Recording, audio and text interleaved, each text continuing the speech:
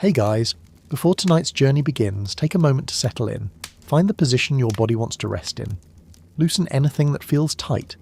Let your shoulders drop, and let the day you've carried begin to set itself down. Tonight we are spending a long, quiet summer in a seaside town that time has nearly forgotten. Walking its old streets and sitting with its old people, from the first warm evening in June to the last cool morning in October. There is nothing here you need to follow closely. The story moves at the pace of breathing, and it is meant to carry you gently towards sleep. If these quiet journeys help you rest, you're warmly welcome to follow the channel, so that another evening like this one can find you when you need it. A quiet like or a few words left below about where you're listening from tonight helps others discover these stories too.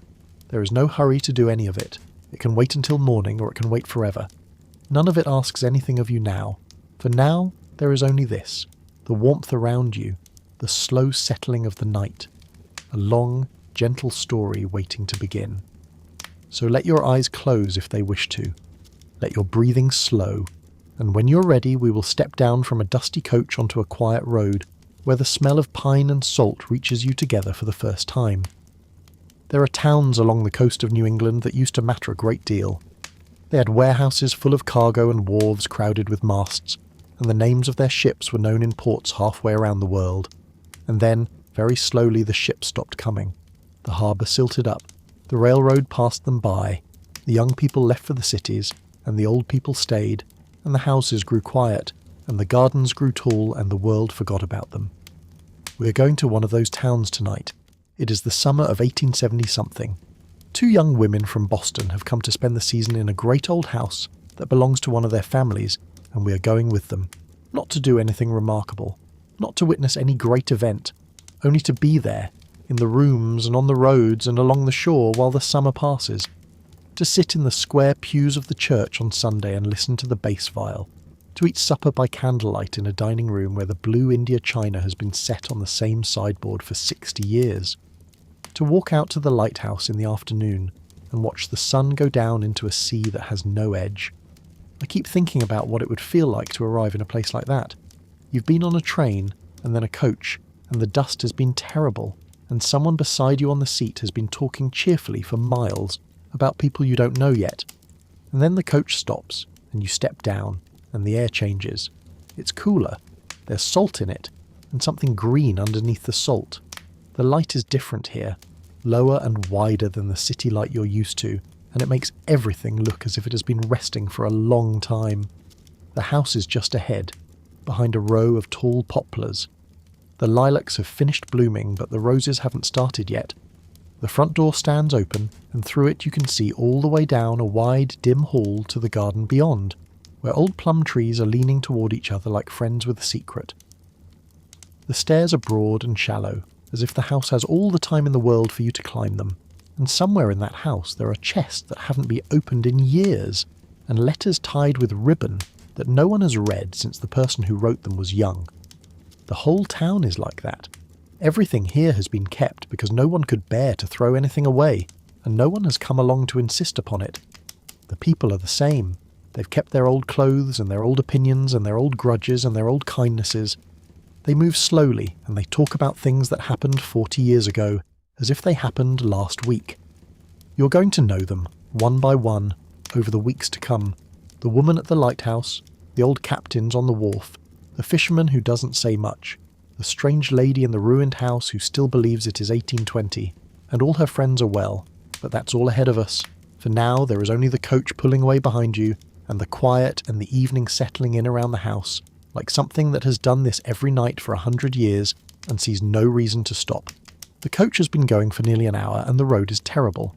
Every stone and rut finds its way up through the wheels and into your bones, and the dust comes in through every gap in the windows and settles on everything. Charlotte Thornley and her friend Eleanor Ashford have left the railway 12 miles back, and since then the world has been getting quieter. The villages have grown smaller, the houses have grown farther apart. The road itself seems less and less certain of where it's going, narrowing between walls of pine that lean in close and darken the light inside the coach. There is one other passenger. She's a large, thin woman with a face that has clearly spent years outdoors, browned and creased by weather, and she looks tired and lonesome and so entirely good-natured that Eleanor can't help saying something about the dust. The woman brightens at once, as if she's been hoping somebody would speak first. She says she should think everybody in the county must be sweeping, and that she always feels, after being on the train for any length of time, as if she's been taken all to pieces and left in different places. Her name is Mrs. Hartwell, and she lives at the lighthouse with her husband, who keeps it. She's been up country visiting her mother for several weeks, and her mother is getting old and always says it'll be the last time she sees her, but she's been saying that for 15 years, and she's a dreadfully smart woman for her age. The two young women like her immediately. There's something about the way she talks, a certain frank warmth, that makes the inside of that rattling coach feel almost comfortable. Charlotte offers her some fruit from the lunch basket, and they each bite into what turns out to be a wretched orange.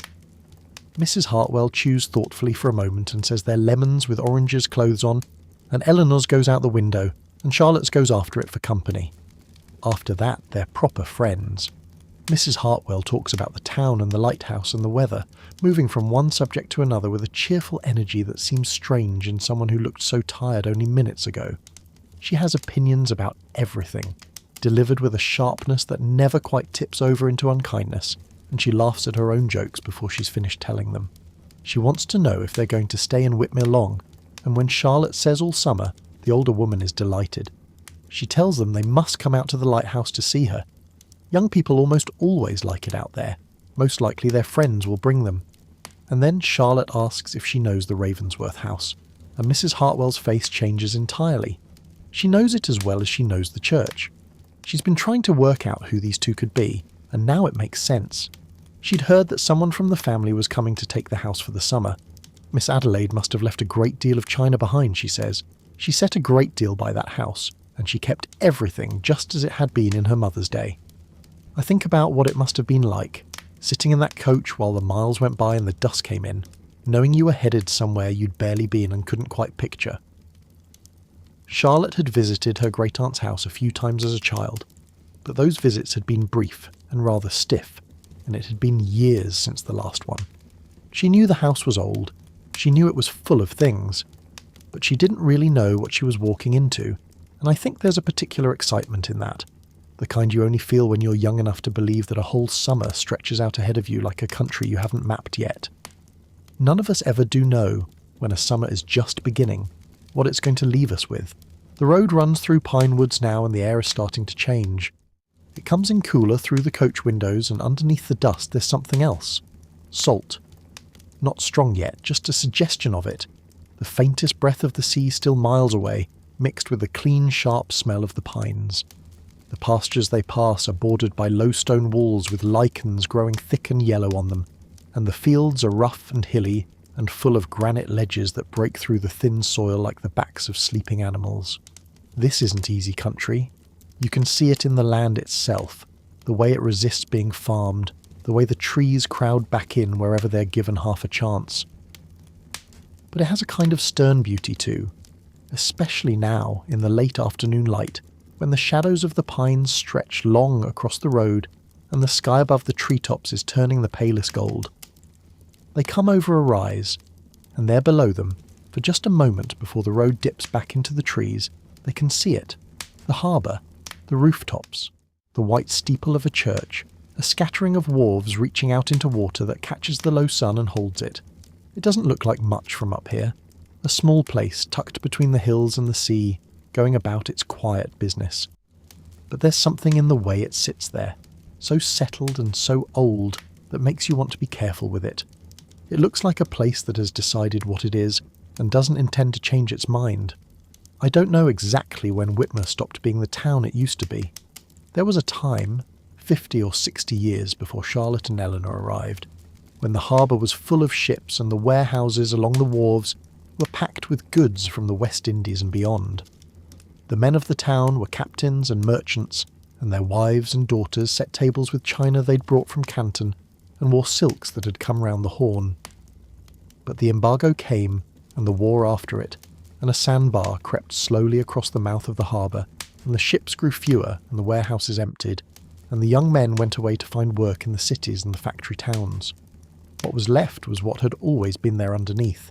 The old houses, the old families, the old ways of doing things, The people who stayed were the ones who couldn't leave or didn't want to. They kept their curtains drawn against the dust and their opinions unaltered by the passage of time, and they went on living exactly as they had lived before, only more quietly, and with fewer reasons to open the front door. It's a strange thing what happens to a place like that. It doesn't die exactly, it just goes still. The clocks keep ticking in the parlours, but nobody winds them with quite the same purpose. The gardens keep blooming, but the beds aren't edged as sharply as they were. The wharves go on standing, but the planks grow soft underfoot, and small boys fish from the ends of them where cargo used to be loaded. Everything is a little worn, a little faded, a little too quiet, and there's a dignity in it too if you know how to look. The town has accepted what has happened to it without bitterness, the way a very old person accepts the loss of certain powers without pretending they were never there. And if you listen to the old people talk, as Charlotte and Eleanor will learn to do in the weeks ahead, you begin to understand that they don't think of it as decline at all. To them, Whitmere is still the finest place in the world, and the fact that fewer people seem to appreciate this only proves how little the rest of the world understands. The coach comes down the last hill and into the town itself. The street is wide and shaded by enormous elms, and the houses stand well back from the road behind their fences and their lilac hedges. Some of them are very grand, 3 stories tall with carved doorways and windows that still have the original glass in them. Old glass that bends the light and gives the houses a way of looking at you that feels almost alive. Others are smaller and plainer, but they all have the same settled, unhurried air, as if they've been standing there so long that they've grown into the ground. There are a few people out. A woman shaking a cloth from a doorway, 2 old men walking slowly together under the elms, their hands clasped behind their backs. A dog asleep in a square of sun on a front step. Nobody seems to be in any hurry at all. Mrs. Hartwell's husband is waiting where the coach stops. A solid, quiet man who seems very glad to see her. He takes her bag without a word and she introduces the 2 young women, and he touches his hat and says he hopes they'll have a pleasant summer. Mrs. Hartwell tells them again that they must come to the lighthouse, and Charlotte promises that they will, and then the Hartwells go one way and the 2 friends go another, and the coach rattles off behind them. There's a thing that happens when you first arrive somewhere you're going to stay for a while. The place hasn't accepted you yet. You're still a visitor, still outside it, and everything you see has a sharpness to it, a vividness, that will soften later when the days have passed and the strangeness has worn off. Charlotte and Eleanor are feeling this now as they walk up the road toward the house. Every detail registers. The way the light falls through the elm leaves and makes shifting patterns on the dirt road. The smell of roses from somebody's garden, warm and heavy in the still air. A cat sitting on a doorstep watching them with an expression of mild interest. The sound of the sea, which is close but not yet visible. A low steady breathing somewhere beyond the houses. The Ravensworth house is at the end of the street, behind a row of poplars that are as green and tall as any you'd find in the old country. It's a big white house, imposing without being grand, the kind of house that expects to be taken seriously, but doesn't raise its voice about it. The lilacs flanking the door are enormous, taller than the porch roof, and there are rose bushes everywhere, not yet in bloom, but promising. Great elms stand along the side of the house and down the road, and in their shade the grass is thick and cool. The front door stands wide open, and through it you can see down the length of a wide, dim hallway to the garden at the back, where the last of the daylight is coming in gold and green through the old glass of the garden door. Charlotte turns to Eleanor on the doorstep and smiles. It's one of those quick, sudden smiles that some people have, the kind that arrives before the person has quite decided to let it come. She doesn't say anything complicated, she just says she thinks they're going to have a good time. And Eleanor, looking past her into that quiet hallway with its archway and its panelled walls and its sense of having been waiting, patiently, for someone to come home, thinks that she's probably right. Inside, everything has been made ready. Bessie and Polly, the 2 maids who've come down from the city a few days ahead, have opened the windows and aired the rooms and unpacked the trunks and set the table in the dining room. There's supper waiting. Cold meat and bread and pickles and a cake that Bessie has baked that afternoon, and the kitchen is warm and smells of it. The old blue India china is on the sideboard where it has always stood, and the 3 silver decanters with their little chained labels are in their places, and the tall clock in the hallway is ticking with a slow, heavy sound that seems to measure out a different kind of time than the clocks in the city. In every room, the air has that particular quality you find in houses that have been closed for a while and are only now remembering what it feels like to have people in them. It isn't musty exactly. It's more like the house is taking a breath, slowly and carefully, getting used to voices and footsteps and the warmth of the kitchen stove after months of silence. They eat their supper by candlelight. Charlotte sits at the head of the table and Eleanor at the foot, and the table is much too large for 2 people, but somehow that makes it better. More of an adventure. Polly serves them with an elaborate formality that is half genuine and half teasing, and the candles throw soft, unsteady shadows on the panelled walls, and outside the windows the sky is going from gold to violet to the deep, transparent blue that comes just before the stars. They talk about what they'll do tomorrow and the day after, and about Mrs. Hartwell and the lighthouse, and about what might be in the attic, and whether the old piano in the west parlour can be made to play.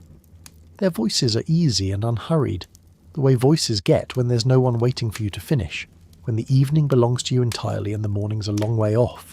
You know what stays with me about a moment like this? It's how ordinary it is. 2 friends eating supper in a strange house, talking about nothing in particular, while the candles burn down and the night comes in through the windows. There's nothing dramatic about it.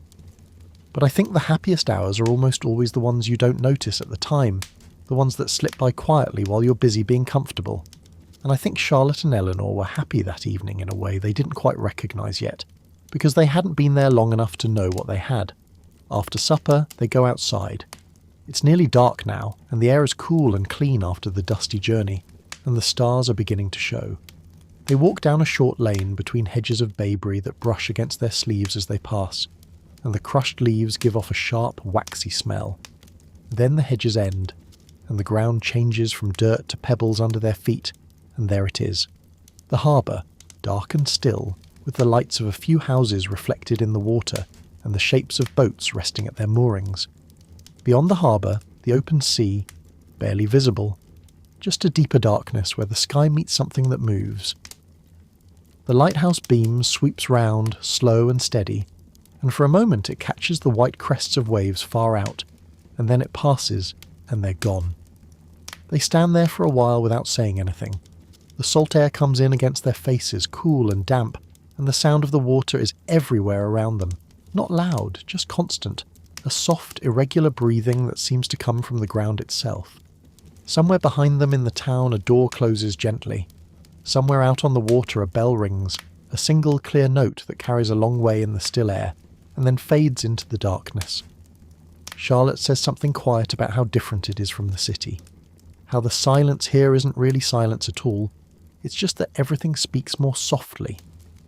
Eleanor thinks that she has never been anywhere that felt so immediately like a place she could rest in. She doesn't know yet what the summer will bring, the people she'll come to know, the rooms she'll sit in, the stories she'll hear.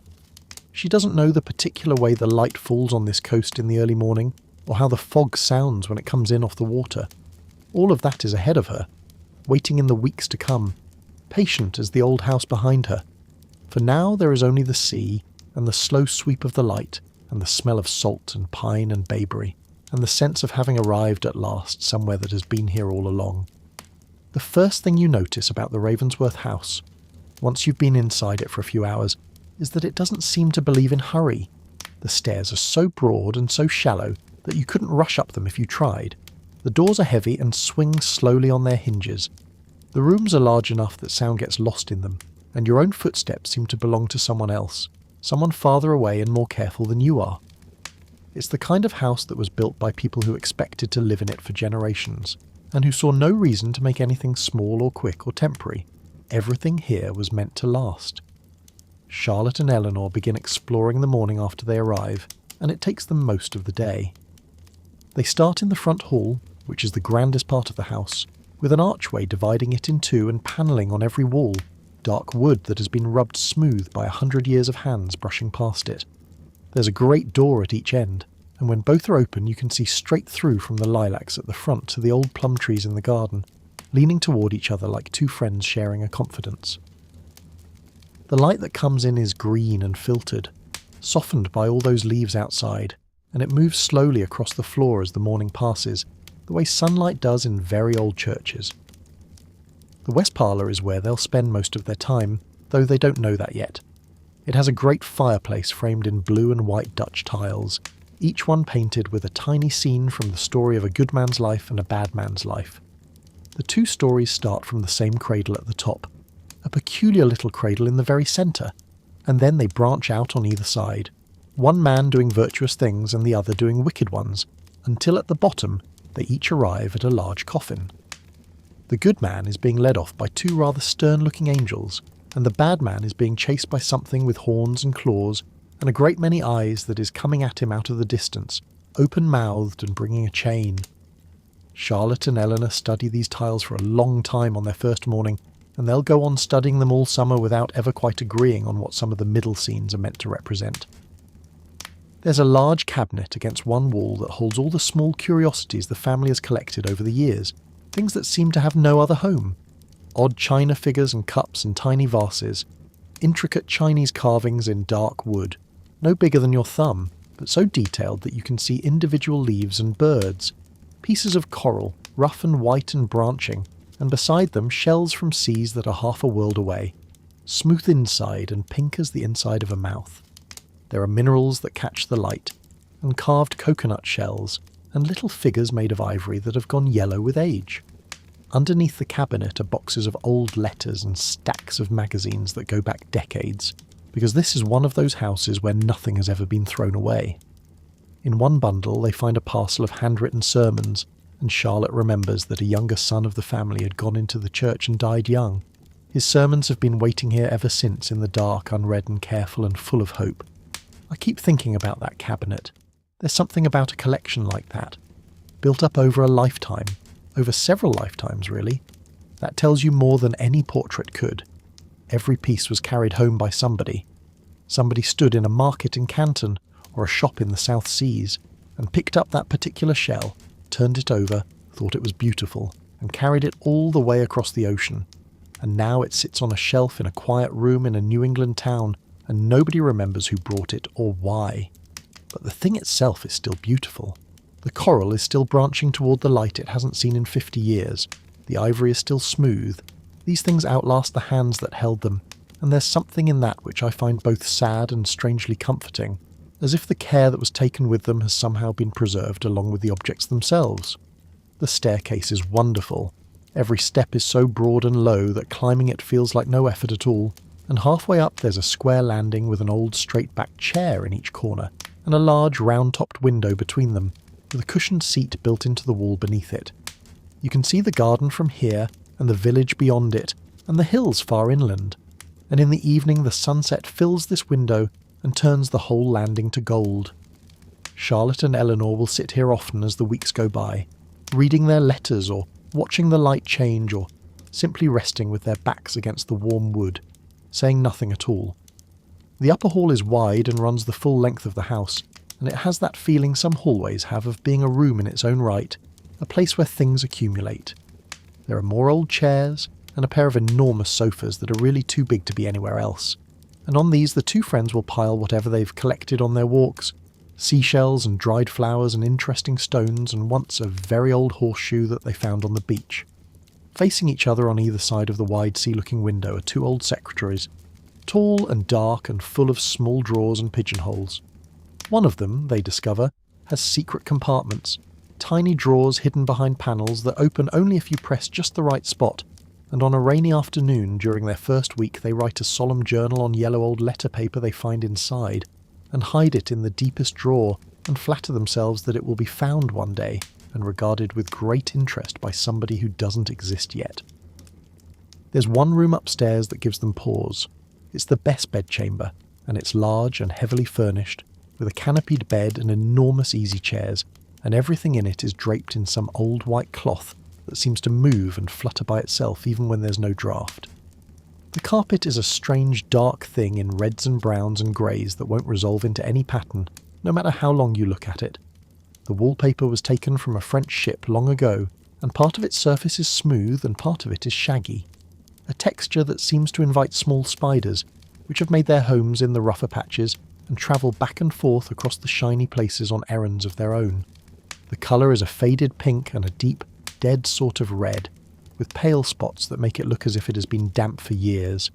The mirror over the mantelpiece makes you look unhappy even when you're not, and there's something about the large lounge by the window that resists any cheerful association, because someone has mentioned that Miss Adelaide herself didn't care for it, having seen too many of her relatives laid out there after they died. Neither Charlotte nor Eleanor sleeps in this room all summer, and they close the door on it early and don't go back more than they have to. But the garret is another matter entirely. It runs the full length of the house under the roof, and it's full of old chests and boxes and trunks, stacked and leaning and half buried under years of accumulation. The light comes in through small windows at each end, and the air is warm and smells of old wood and camphor and something faintly sweet that might be lavender put away with linens a long time ago. This is where the real discoveries are. Charlotte and Eleanor spend a whole morning up here, opening one chest after another, lifting out layers of tissue paper and old cloth and finding things that make them catch their breath. There are letters, bundles and bundles of them, in different hands and from different decades. There are school exercise books and compositions and old samplers with the stitching coming loose. There are pebbles and pressed flowers and little keepsakes whose meaning has been lost along with the person who kept them. And in one chest near the bottom, wrapped carefully in cloth, there's a small wooden writing case, and inside it they find a packet of letters tied with a ribbon that was once blue but has faded almost to white.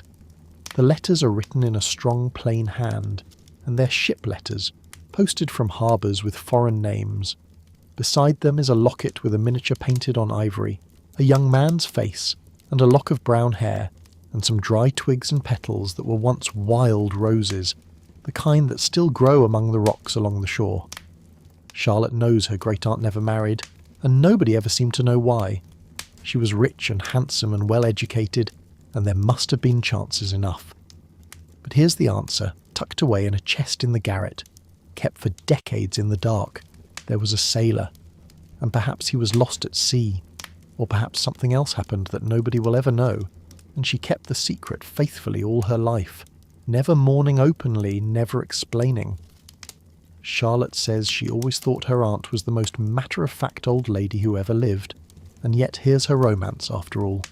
They put the letters back without untying them. I'm glad they did. You know, I find myself thinking about Miss Adelaide sometimes when I'm telling this story. Not the old woman at the end, fading and frail in a house too big for her, but the girl she must have been when those roses were fresh and that ribbon was blue. I don't know what she looked like then. I don't know what she said when the letters stopped coming, or how long it took before she understood that they wouldn't come again. But I know she kept those dry petals and that faded ribbon for the rest of her life, and I know that nobody else ever took their place. And there's something in that kind of faithfulness, quiet and stubborn and entirely private, that I think deserves to be remembered, even if we'll never know the whole of it. On the morning they explore the garret, something else happens that ought to be mentioned. A cat appears. She's an old tabby, grey and thin and very self-possessed, and she walks into the house through the open front door as if she owns the place, and goes straight up the stairs to the best chamber, where she settles on the lounge.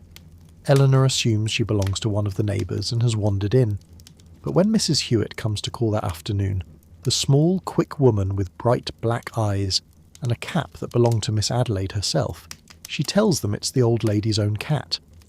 She'd been taken in by one of the neighbours after Miss Adelaide died, but she wasn't content there. She'd sit on the doorstep of the Ravensworth house and cry for hours, trying to get in through first one door and then another. And now, the very first day the house has been opened again, here she is, back where she believes she belongs. They keep her, of course. She sleeps in the west parlour by the fireplace and goes out through the kitchen door each morning to patrol the garden. And by the end of the first week she has clearly decided that Charlotte and Eleanor are acceptable, if somewhat younger and noisier than she's used to.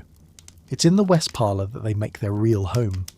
There's a corner by the great chimney, just large enough for a high-back chair and a narrow window, where the ferns grow green in a tall glass, and Eleanor takes this for her own. Charlotte's place is at the old piano, which stands against the inside wall. She sends for a tuner from the nearest town and slowly, patiently, coaxes the long-imprisoned music out of it. The notes are uncertain at first, thin and wavering after years of silence, but they strengthen, and by mid-June Charlotte is playing in the evenings, old songs mostly, the oldest she knows. because they seem to belong here. The portraits on the walls look down at them while she plays, and there's one young girl among all the middle-aged faces who seems solitary and wistful, as if she's glad to have company at last after so many years of listening to the quiet. The windows of the west parlour each have a pane of stained glass set into them, and the wide sills are where Charlotte and Eleanor put their enormous bouquets of wildflowers in whatever jars and pitchers they can find. By the middle of the summer, those window sills are crowded with goldenrod and asters, and Queen Anne's lace and things they've picked along the shore, and the stained glass throws coloured light across the flowers in the late afternoon, red and green and gold falling across the white lace and the yellow petals, and even Polly, who is not easily impressed, admits that it looks very fine. In the evenings, when the days grow longer and the light lasts until nearly 9, they sit together on the great sofa opposite the fireplace, the one that is so enormous it must have been brought in pieces and built inside the room. It's broad enough for both of them to lie on, with a pile of soft cushions at one end, and the old cat curled between them, and the candles lit, and the last of the daylight turning blue in the windows. Charlotte reads aloud sometimes, or they talk about what they've seen that day, or they simply lie there and listen to the cricket starting up in the garden, and the slow tick of the tall clock in the hall, and the distant sound of the sea. It's a good room, this one. It has the feeling of a room that has been lived in by people who knew how to be quiet together, and it seems to welcome these two new ones who are learning the same thing. The house settles around them a little more each day. By the end of the first week, it no longer feels like someone else's place. The chairs have adjusted to their weight. The kitchen knows their habits. The cat has memorised their schedules. And the two young women have begun to understand something that will stay with them long after this summer ends, which is that a house like this one isn't just a building. It's a kind of memory, made of wood and glass and plaster, and the lives that were lived inside it are still here, not as ghosts, but as a warmth in the walls, a sense that the rooms remember being full and are grateful to be full again. But I'm getting ahead of things. For now, on this first full day, the house is still revealing itself. Charlotte opens a closet in the upper hall and finds stacks of old linen, yellowed but beautifully hemmed, monogrammed with initials she half recognises from the family Bible. Eleanor discovers a tiny back staircase, so narrow that her shoulders brush the walls on both sides, which leads from the kitchen straight up to the servants' quarters. There's a pantry with shelves that reach to the ceiling, and on the highest shelf, behind a row of preserving jars clouded with age, she finds a set of wine glasses so thin and delicate that the light passes through them like water. Each discovery is small, and none of it matters very much, and that is exactly the point. The house is not trying to impress them. It is simply showing them what it has, one drawer and one doorway at a time, in its own patient and unhurried way. By evening they've lost count of the china. Charlotte is fairly certain they've found 10 complete sets of teacups, plus dozens of strays that belong to nothing, and a collection of pictures that suggests at least one member of the family devoted a lifetime to acquiring them. They are sitting in the west parlour with the old cat between them, tired and dusty and very content, and the last light is leaving the stained glass windows. Tomorrow they'll start to know the town, but tonight the house is enough. Their first Sunday in Whitmere, Charlotte and Eleanor walk to church.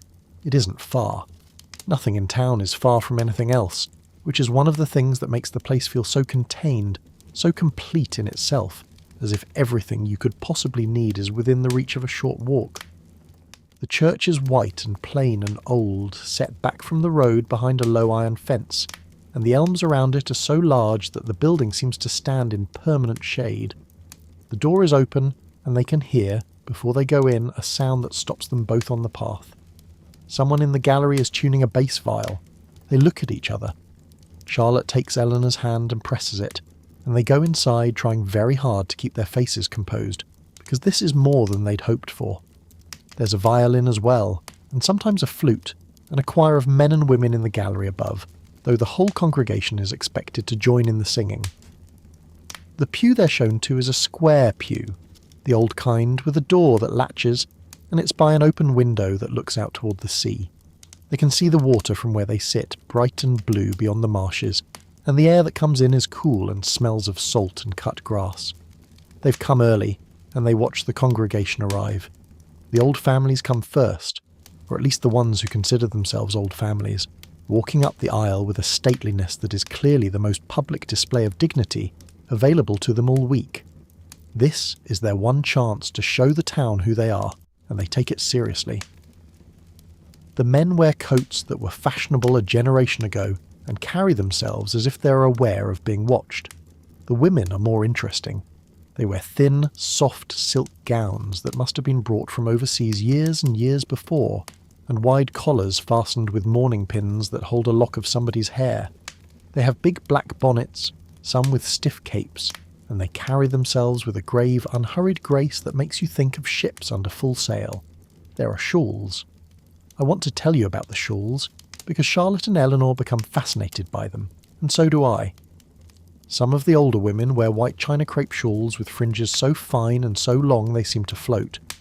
Others have red India scarves draped over their shoulders, even in warm weather, and there are long strips of silk embroidered at the ends with patterns in faded thread that must have been worked by hand, probably by the wearers themselves, in some earlier decade when this was the fashion. 2 or 3 of the china crepe shawls have been dyed black, and they cling to the women who wear them in a way that is both dignified and deeply sad, as if the shawls themselves are in mourning. Nearly everyone wears black silk gloves, and many of the women carry small bags on their arms, neat little things that hold a folded handkerchief and a careful supply of caraway seeds or peppermints for the long sermon ahead. And then there are the old sailors. They sit near the front in a row, and they're unmistakable. You couldn't confuse them with anyone who'd spent his life on land. Their faces are dark brown leather, creased not with wrinkles but with deep folds, as if the wind and salt had simplified their features down to something elemental. Their hands are the same, thick and hard and permanently curved, as if they're still holding a rope or a tiller even when they're folded in their laps. They have pale blue eyes, very sharp and quick, and their hair has gone to a fine whitish grey that looks like the seaweed you find clinging to rocks at low tide. They sit perfectly straight at the heads of their pews and stare at the minister without blinking, except when they doze, which is fairly often. And when they sing, their voices are astonishing, deep and wild, like the sound the wind makes in the rigging of a ship, with now and then a note so low it seems to come from somewhere underneath the floor. The singing altogether is something Charlotte and Eleanor will never forget. There are far too many old voices and not enough young ones, and the bass viol has a tendency to get ahead of the tune, while the violin lags behind, and somewhere on the far side of the church there's a single voice that rises above everything else like a needle through cloth. It's thin and sharp and slightly cracked, with a limitless supply of breath, and it climbs and falls with a kind of gallant determination that is both awful and magnificent. They find out later that it belongs to a small meek widow who wears a heavy black veil and speaks in an apologetic whisper, but who has, they're told, a temper as fierce as her singing voice and considerably more dangerous. I think there's something about a church like this that you can't find anywhere else. Not the religion of it exactly, though that's there too, but the way it holds all these people together in one room, week after week, year after year, until the room itself becomes a kind of portrait of the town. Every pew has its family, and every family has its history, and the minister knows all of it. The feuds and the friendships and the sorrows and the small acts of kindness that nobody else remembers. Mr. Harding has been the minister here for a very long time, and he preaches about the sea more often than he preaches about anything else, because the sea is what these people know. He prays every Sunday for those who go down to the sea in ships, and his illustrations are drawn from wind and water and tide, and I think if the Bible had been written entirely about landlocked places, it would not have been much valued in Whitmere. After church, Mrs. Hewitt comes to call. She's been waiting for this, you can tell. She arrives at the front door almost before Charlotte and Eleanor have taken off their hats, and she settles into a chair in the west parlour with the air of someone who has a great deal to say and means to say all of it. She's a small, quick, sharp-eyed woman, as I've mentioned, and she's lived next to the Ravensworth house her whole life, except for the 13 years she was married and living on a farm on the other side of town. Her husband wasn't much good to her, though she doesn't dwell on that. What she wants to talk about is Miss Adelaide, and she talks about her for a long time. She tells them how Miss Adelaide used to come to her kitchen on winter mornings, straight-backed and commanding, to scold her for not asking for help when she needed it. how she'd found out that Mrs. Hewitt was ill and poor and had been furious, not at the illness or the poverty, but at the pride that had kept her from saying anything. She'd sent her own maid over to nurse her and a load of provisions from the store, and she'd never let Mrs. Hewitt mention it again. She tells them about the evenings when the old families used to gather for cards, 3 or 4 tables of whist and the old captain who always made punch with oranges and lemons. She tells them about the piano playing, how Miss Adelaide used to sit down in the twilight and play from memory, old dancing tunes and hymns and one particular melody that she came back to again and again, always in the same measured way, as if it meant something that she'd never told anyone. Mrs. Hewitt's memory is extraordinary. She remembers what people wore to parties 40 years ago. She remembers who sat where at church and who stopped speaking to whom and why. She remembers the names of ships that sailed from Whitmere Harbour before Charlotte was born, and the names of the men who captained them, and what happened to their wives after the men didn't come home. She talks the way a brook runs, steady and clear and impossible to stop, and Charlotte and Eleanor listen with a pleasure that surprises them, because this isn't gossip exactly, it's history. It's the town telling its own story through the one person who seems to remember all of it. You know what I notice about people like Mrs. Hewitt? They carry a whole world inside them, a world that's mostly gone, and they don't seem to realise how precious it is. She talks about Miss Adelaide's dinner parties and the captain's punch, and the way the big hall lantern used to be lit every night, as if these things are ordinary, as if everybody must know about them. But nobody does anymore. The people who were at those parties are dead. The ships whose names she remembers so clearly have rotted at the wharves or sunk beneath the waves. And when Mrs. Hewitt herself is gone, all of it goes with her, every last detail, every face and dress and turn of phrase, unless someone happens to be listening. I think that's part of what Charlotte and Eleanor are doing this summer, though they might not put it that way. They're listening. And because they're listening, some of these things survive. In the days that follow, they begin to understand the shape of Whitmere society. It's a small world, but it has its own careful architecture. At the top are the old families, the ones who remember when the town was rich, who keep their grandmother's silver and their grandfather's opinions, and who regard the rest of the country with a polite but unmistakable pity. Miss Constance Pembury and her brother and their elder sister Mrs. Aldworth live in the old Pembury house, which is full of beautiful things brought from the East Indies by Mr. Pembury when he was a merchant, and they entertain with a quiet formality that makes Charlotte and Eleanor feel young and slightly reckless. Miss Constance is one of the happiest old women they've ever met, bright and interested in everything, and she has not lost a particle of her fondness for company, though her company these days is limited to the minister and his sister, and a handful of other elderly souls who share her conviction that Whitmere society has always been of the very highest tone. The minister's sister, Miss Rebecca Harding, lives in the old family house near the church, and the minister lives in the parsonage, and they visit each other on fixed days of the week, and neither of them would dream of changing the arrangement. They're fond of each other, but they're also two people who've learned that the surest way to stay fond is to live in separate houses, with separate routines and separate opinions about how things ought to be done. Mr. Harding and Mr. Pembury have a long-standing disagreement about certain points of theology, which gives them both great pleasure and which neither of them has the slightest intention of resolving, because it provides them with something interesting to talk about when everything else has been said. There's a former housekeeper of one of the old captains who occupies a curious position in town. She was left the use of his house and his family pew when he died, and she wears mourning for him that would suit a widow, and she patronises the townspeople in a way that amuses Charlotte, because the old families in turn treat her with a condescension so gentle and so practised that she never seems to notice it. Charlotte whispers to Eleanor one evening that the whole arrangement reminds her of a book they both know well, about another small English town where the social gradations were just as precise and just as earnestly maintained. It's also quiet. That's the thing that keeps striking them. The feuds are quiet, the friendships are quiet, the pride is quiet.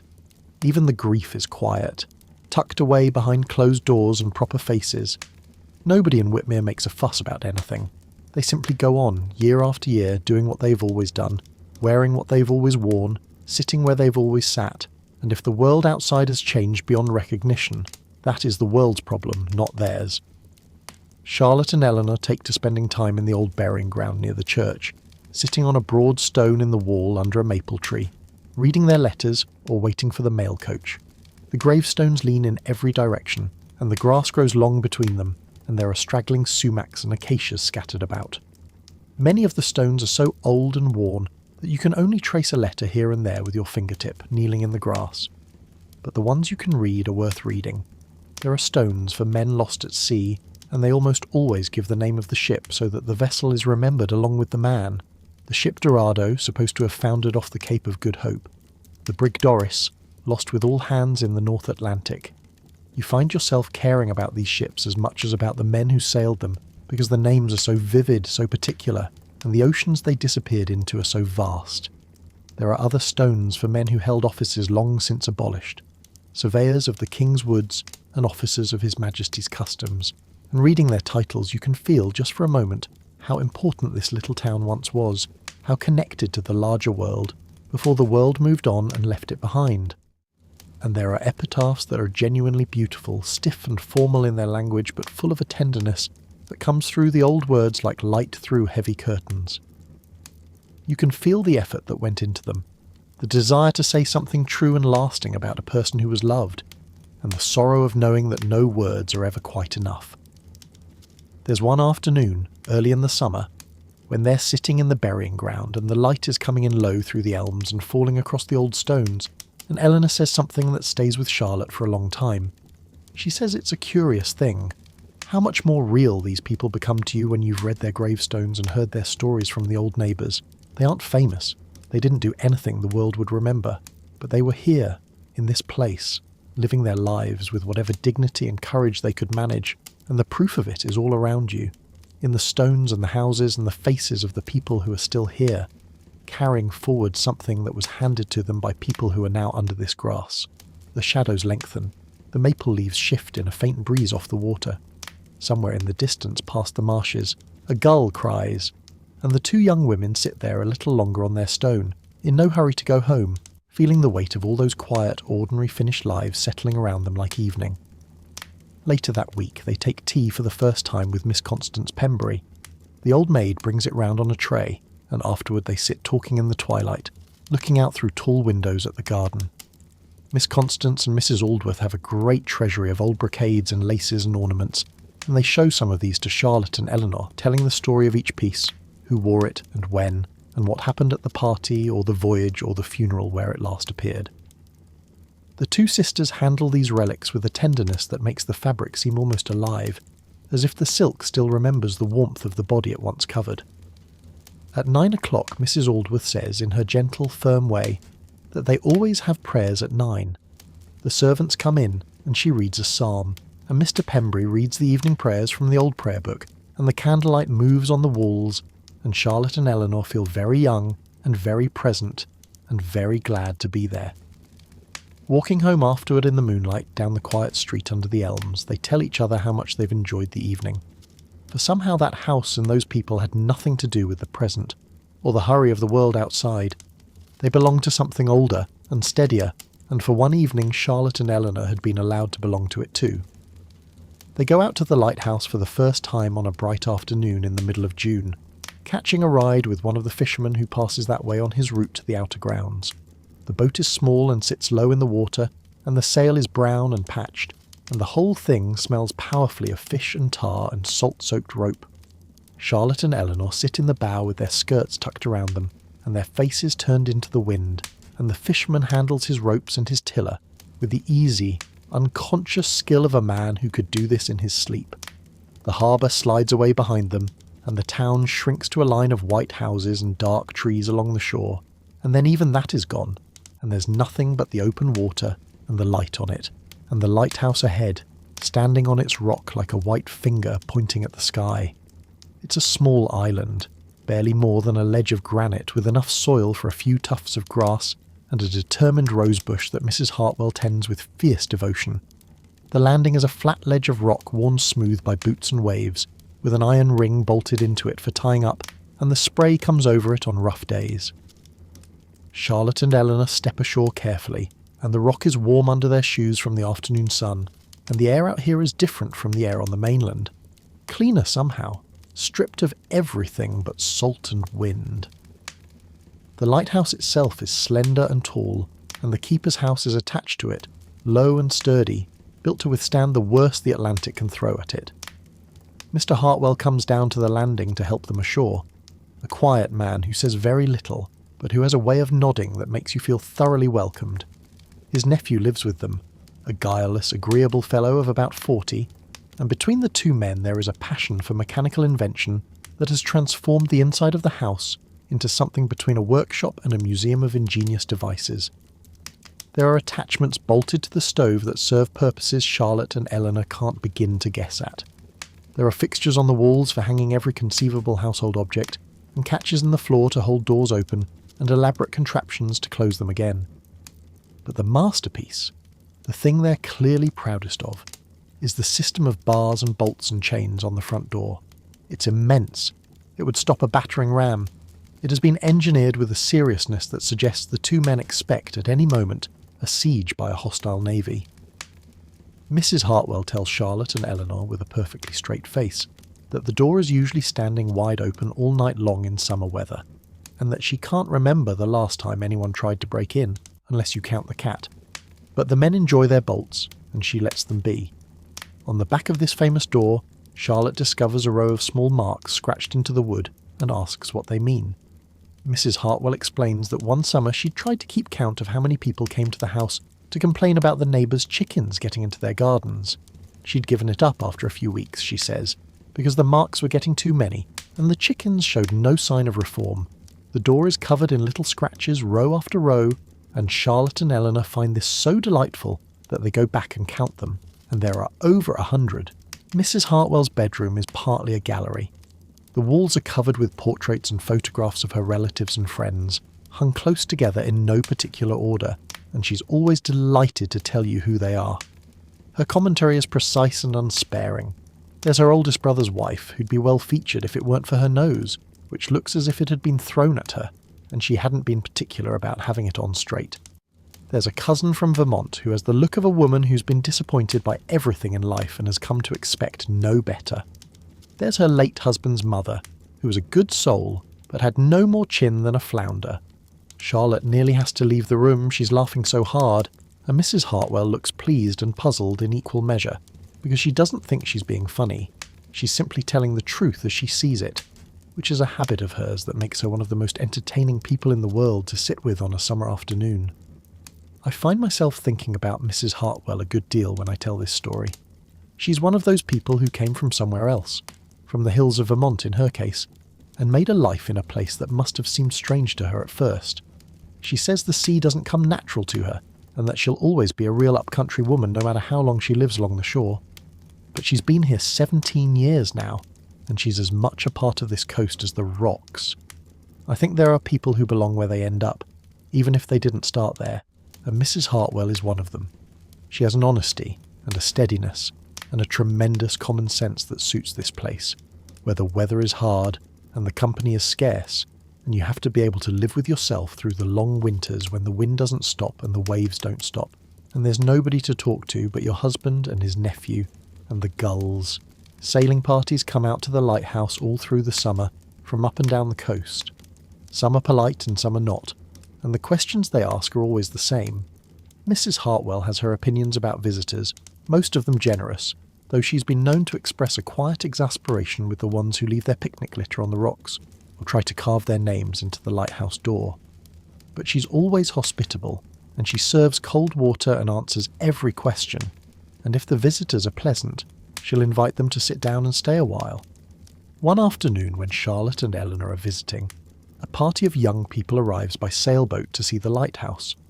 They tie up at the landing and come ashore, a group of girls and young men from somewhere up the coast, and they ask very politely if they might look around.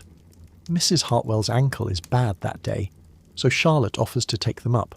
She's wearing what she usually wears on these excursions, a grey skirt and a blue sailor jacket, and her boots are scuffed and salt-stained, and the summer sun has darkened her skin. She looks, in other words, like someone who lives here. The visitors ask her if she doesn't get tired of it, being out here all the time. Charlotte says no, not really. They ask if she's lonely, and she says everybody is sometimes. One of the girls, a bright, friendly, talkative young woman, can't get over how isolated the place is. Nothing but the water and the wind, she says, and she thinks either of them is worse than nothing. She tells Charlotte she works in a shop in Boston, a nice one, and that they'll be wanting new saleswomen in the fall, and wouldn't Charlotte like to come? She could board with her, she says. She's got a comfortable room and she gets good pay, though she likes to send money home to her mother. She's earnest and kind and completely sincere. And when Charlotte tells her gently that she lives in Boston too and is only here for the summer, the girl's face changes from friendliness to mortification in an instant. She looks at Charlotte's hands and sees a ring, and she understands, and she blushes and apologizes. But Charlotte takes her hand and says she's glad she asked, and she means it. There's something in that little scene that I can't let go of, the kindness of it. This girl who doesn't know Charlotte from anyone, who sees a young woman in a worn jacket on a lonely rock and thinks she might want a way out and offers her one. She doesn't know about the house on the good street in Boston, or the family money, or the grand old Ravensworth place with its 10 sets of china. She just sees someone who looks like she could use a friend, and she reaches out. And Charlotte, who has enough grace to be touched instead of amused, takes it for what it is. That kind of simple, instinctive generosity doesn't change, I think, from one century to the next. You find it in the 1870s and you find it now, and it always looks the same, and it always costs the person who offers it something, even if it's only the risk of being wrong. Charlotte tells Eleanor afterward that this was worth having, and she means to find the girl when she gets back to the city. And she does, though that's a story for another time. Later, after the visitors have gone, Charlotte and Eleanor and Mrs. Hartwell climb the narrow iron ladder to the lantern room. It's a tight, bright space at the top of the tower, all glass and metal, with a great lamp in the centre waiting to be lit. Mr. Hartwell comes up to tend to it as the afternoon turns toward evening, and they watch him work, cleaning the glass and trimming the wick with the careful, unhurried movements of a man who's done this 10,000 times and still takes pride in doing it right. When the lamp is lit, the light is so strong and so close that they have to shield their eyes for a moment, and then they turn to face the windows and look out. The view from up here is enormous.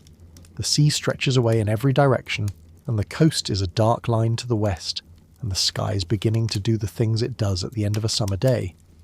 The clouds are piled up in the west, heavy and golden, and the light is coming through them in long, slanting shafts that reach down to the water and turn it to bronze. The harbour behind them is in shadow already, but out here, on the open sea, the light is still strong, and it catches the sails of distant vessels and the white crests of waves, and the wet, dark surfaces of the rocks below. And then the light changes. I don't know how to describe what happens next, except to say that for a few minutes the world becomes something other than itself. The clouds shift and the sun comes out from behind them, and suddenly everything is gold. The sea is gold. The rocks are gold. The glass of the lantern room is gold. Even the air seems to have colour in it, warm and thick and trembling. Charlotte says afterward that she felt as if they were inside the sunset, as if they'd somehow gotten behind it and could see the machinery of it at work, and that it was the most beautiful thing she'd ever seen, and also the most temporary, because even as she watched it, the light was fading, and the gold was turning to copper, and then to a deep, bruised rose that darkened at the edges and was gone.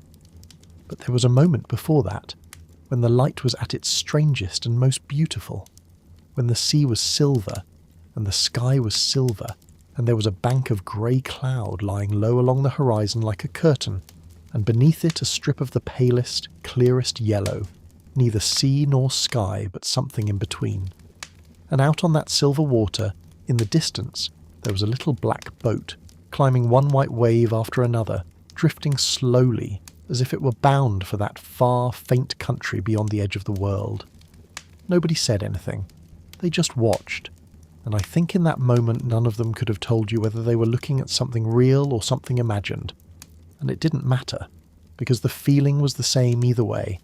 A kind of longing that has no name and no object, that comes over you sometimes when the world is very beautiful and very far away from anything you can hold on to. They stay up in the lantern room until the stars begin to show, and then they come down and have supper with the Hartwells. It's unreasonably good, this supper. Mrs. Hartwell is one of those cooks who insists she's put together nothing worth mentioning, and then produces a meal that would put a city restaurant to shame, and she watches them eat with a satisfaction she doesn't bother to hide. Mr. Hartwell tells them a sea story or two over the table in his quiet, deliberate way, and Mrs. Hartwell corrects him on small points without either of them seeming to mind. Afterward they sit on the rocks outside the house and watch the dark come in, and the lamp sweeps round above them, steady and patient, throwing its beam out across the water in a slow, repeating arc. When it's fully dark, Charlotte and Eleanor take the boat and row out from the island, away from the light, into the open water. They don't go far, just far enough that the lighthouse is behind them, and the shore is a distant line of darkness, and the sea seems to have no edges. The water is black and smooth, and the stars are coming out one by one, reflected in the surface so that you can't quite tell where the sky ends and the sea begins. They ship the oars and let the boat drift. The wood of the boat is cool and damp under their hands. A fish jumps somewhere nearby, a small splash in the dark, and then silence again. They lie back and look up, and the silence is so deep that you can hear the water moving against the hull, a sound like breathing, slow and even and very close. Charlotte finds her star first, the one she's watched since she was a child. Eleanor finds hers. They'd chosen them years ago when they were girls, and they've never forgotten, and there's a comfort in that, a small thread of continuity that stretches back through all the years since then and forward into all the years to come.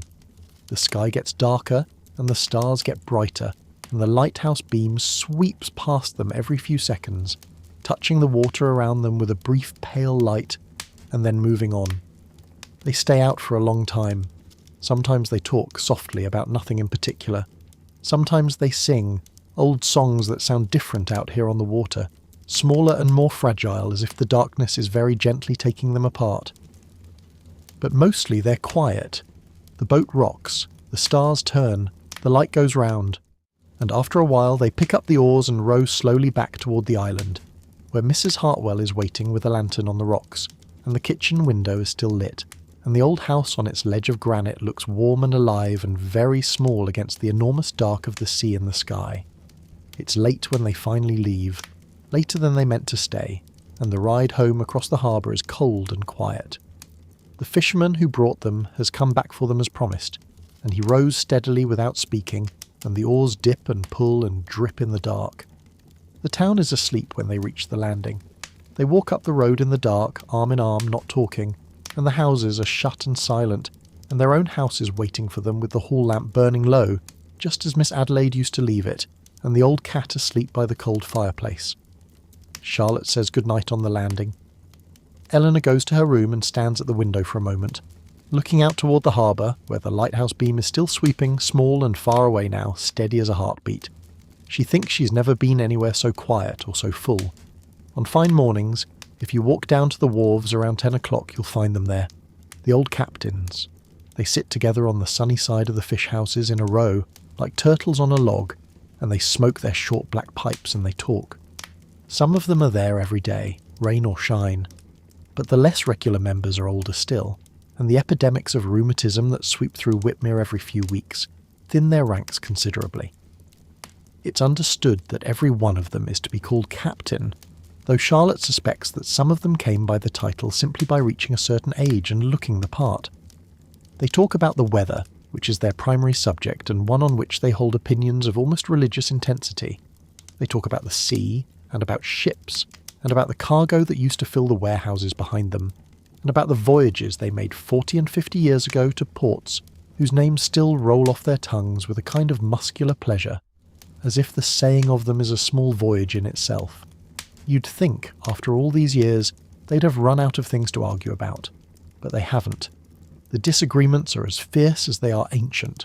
The tonnage of the Sea Doris, which went down off the banks in the winter of 1832, the exact price of molasses in Barbados in 1829, whether the old Dorado was copper-sheathed or not.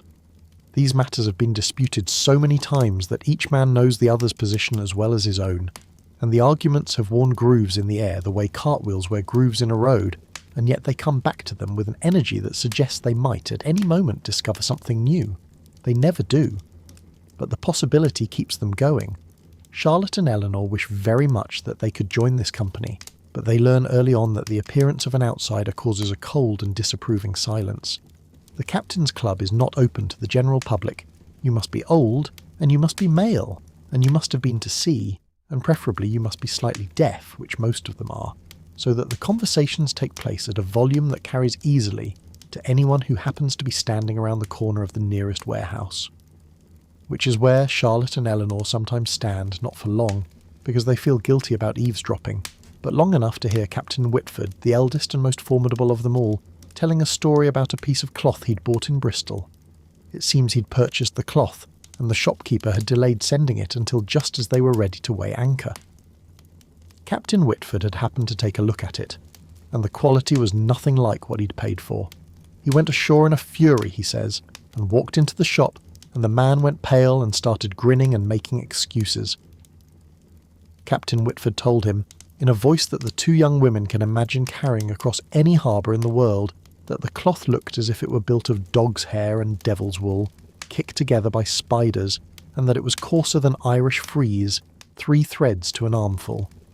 He'd got what he paid for in the end, of course, and the other captains nod and grunt their approval, because they've all heard this story before, probably dozens of times, and they still like it. It's one of those stories that gets better with age, like the man who tells it. I think about those old men sometimes, sitting in the sun on planks that are softening under them, smoking their pipes and keeping alive a world that nobody else remembers. They're the last ones who were there. The last ones who stood on the deck of a ship in a gale and watched the seas come over. The last ones who loaded cargo in foreign ports and haggled with merchants in languages they'd picked up along the way. When they're gone, all of that goes with them. And they know it, I think. That's why they keep talking. Not because they've got anything new to say, but because the saying of it is what keeps it real. As long as somebody's telling the story of the cloth in Bristol, Captain Whitford's anger and the shopkeeper's face and the dog's hair cloth are still alive. The moment nobody tells it anymore, they vanish. One afternoon, Charlotte and Eleanor walk inland to visit Captain Aldworth, who lives on a farm a few miles from town. They'd noticed him at church and on the wharf, a small, round, bright-eyed man who looks exactly like a well-fed English sparrow and who talks with the same busy, cheerful energy. He meets them at his door and brings out a pitcher of milk and pulls up an old chair, and within 5 minutes he's telling them his life story with every appearance of having been waiting weeks for someone to ask. He's been farming for 20 years, he tells them, and he hates it. Not the land itself, which is pretty enough, but the being away from the sea. His wife had begged him to come ashore, and when her brother left her this farm and some money besides, the whole family had set to work on him until he sold his share in a schooner and gave in. He'd kept an eighth of another vessel for a while, but she was lost on her last voyage and never heard from again.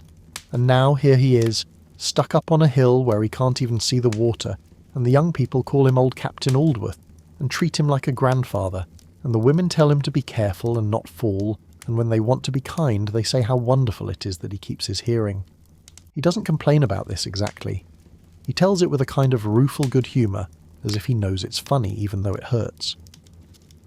He goes down to the shore every so often and takes a day's fishing, he says, just to keep the old hull clear of barnacles, and he'd like them to know that he could still handle a topsail schooner in a fresh wind and feel first-rate about it, thank you very much, never mind what the women folks say. There's something about Captain Aldworth that I find very moving, though he'd be mortified if he knew I thought so.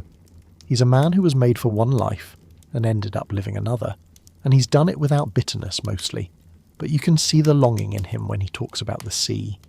He tells Charlotte that he feels master-old in winter compared to what he does in summer, and that's the truest thing he says all afternoon. The cold months close in on him, I think, in a way the warm ones don't. In summer, he can get outside and move and breathe salt air and pretend he's still the man who stood at a ship's wheel in a gale. In winter, there's nothing to do but sit by the stove and read and remember, and the remembering is harder when the wind is howling and the snow is deep, and the sea is miles away behind the frozen hills. He tells them he signed himself at the bottom of a letter he sent to some friends not long ago. Respectfully yours with esteem, Jacob Aldworth, condemned as unseaworthy. He says it lightly, but Charlotte sees something behind the joke that isn't light at all, and she reaches over and squeezes his weathered hand, and the old man looks startled, and then pleased. But he's a wonderful talker, and he knows everyone's history for 3 generations back, and Charlotte and Eleanor visit him several more times that summer.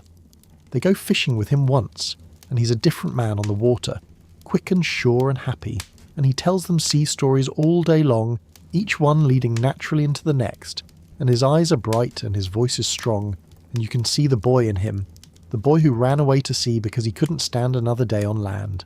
Captain Merrick is different from the others. He's quieter, and he keeps himself to himself, and where the other captains sit together on the wharf and share their stories freely, Captain Merrick has a private place, an old warehouse down by the harbour, where he stores the things he's collected over a lifetime at sea and in the years since. Charlotte and Eleanor come across him there one foggy morning, sitting in the doorway smoking his pipe, and he invites them in with a shy politeness that makes them realise he's not unfriendly at all, just solitary. The warehouse is a low, wide room, dim and dusty, and it's full of things. Not valuable things, necessarily, not things anyone else would want, but things that matter to Captain Merrick, and he can tell you the story of every one of them.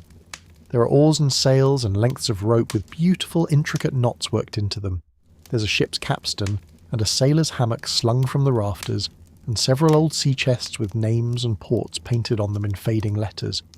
There's a swordfish sword embedded in a piece of ship's timber, found in the hull of a wreck that came ashore when the captain was a young man, and he'd sawed it out and kept it. That was 59 years ago. There are lumps of coral and giant shells and a hornet's nest the size of a man's head, and a lobster claw so large that Eleanor holds it up and looks through it like a pair of spectacles, which makes the old captain laugh, a deep surprised sound, as if he hasn't laughed in a while and is pleased to find he still can. In one corner there's a wooden figurehead that was once the prow of a ship. It's a woman's head and shoulders, carved with a grace and a wildness that stops you. The paint is almost gone and the wood is grey with age and salt, but the face is still beautiful, and the long curling hair still flows back over the shoulders, as if the wind were blowing through it. Captain Merrick tells them it came from a foreign brig that was driven onto the rocks, where the lighthouse stands now, years and years ago before his time. His father found it on the long sands after the storm. The ship itself was smashed to nothing. There were stories that she'd had treasure aboard, and he used to go out to the rocks at low water as a boy looking for gold. But he never found any. And then there's the chest. It's small and dark blue, with Turk's head knots worked into the rope handles at each end. Beautifully made, the kind of knotwork that only a first-rate seaman could do. It belonged to a young Italian sailor who'd shipped on one of the Whitmer vessels, the Dorado, and who'd made several long voyages with her. He was a good fellow, the captain says, smart and quick and pleasant, with a voice you couldn't help liking, and the crew were fond of him. He'd sing sometimes when the weather was fair, and he'd say things that set the whole watch laughing, and when somebody was cold or miserable aloft he'd call out something that made the work seem lighter. He was brought up in the old faith, and he had some beads that the other men would tease him about, but if anyone pushed too hard he'd flare up in an instant, fierce as a cat, and they learned to let him be about that. He fell from the main topmast on the voyage home from South America, and was killed when he hit the deck. They were off the islands at the time. The ship's owners had found out that he had a mother alive in a port in the Mediterranean, and they'd sent her his pay and whatever money he'd saved, along with some trinkets they thought he'd been keeping for her. Captain Merrick opens the chest. Inside there's a round wooden box with the young man's initials and an anchor, and a date carved into the lid. In it are a few sail needles and a leather palm for pushing them through heavy canvas, and a little bag with needles and yarn and thread in it, neatly packed, the kind of thing a mother might put together for a son who was going far away. There's a small buckle, green and gilt, that he might have picked up in some foreign street. And there's his protection paper, carefully folded, certifying him as a citizen of the United States. Dark complexion, dark hair. That's all.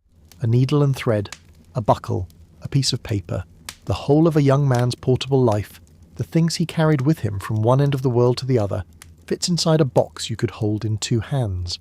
I don't know his name. The captain says it, but it doesn't stay with me the way the other things do. The needles and the bag his mother sewed and the carved initials on the box.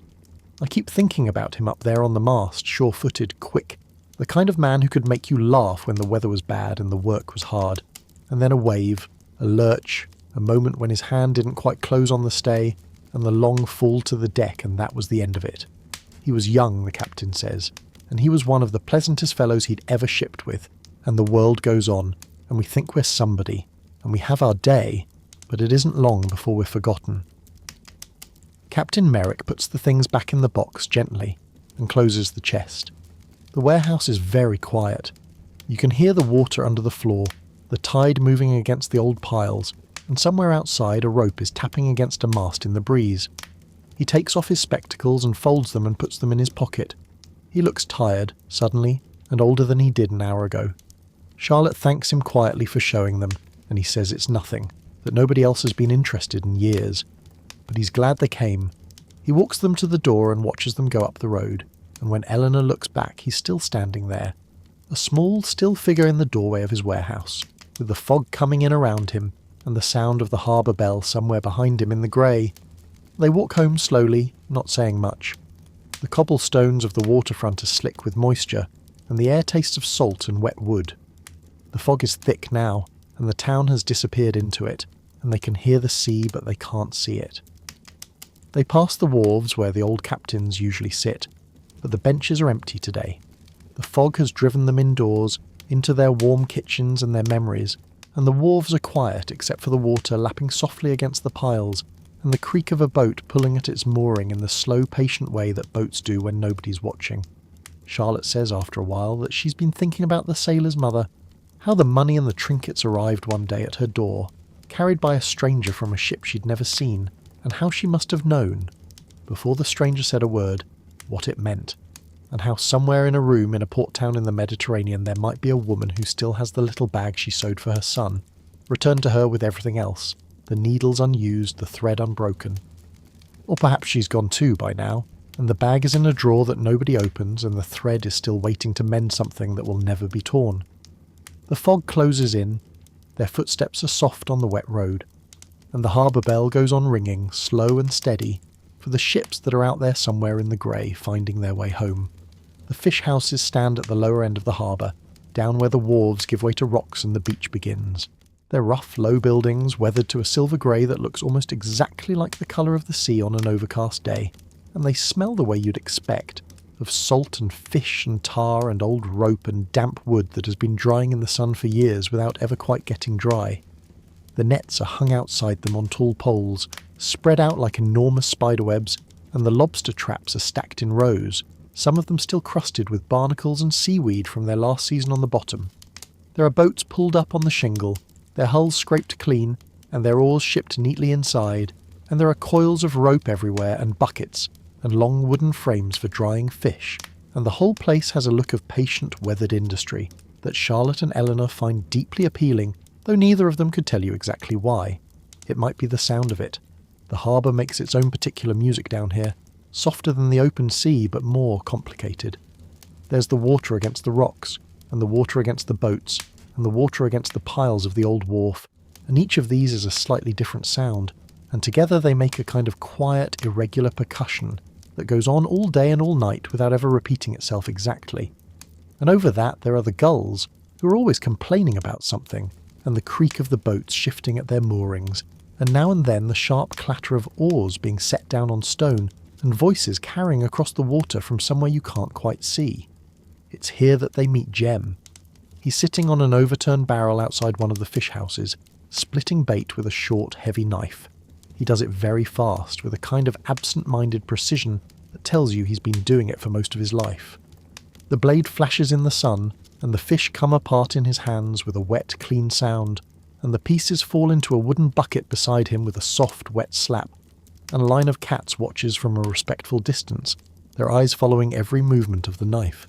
Jem is not like the captains. He's younger, for one thing, though not young, and he's quieter, much quieter, with a face that has been simplified by weather and work into something almost blank, until you look at his eyes, which are kind and quick and a little sad.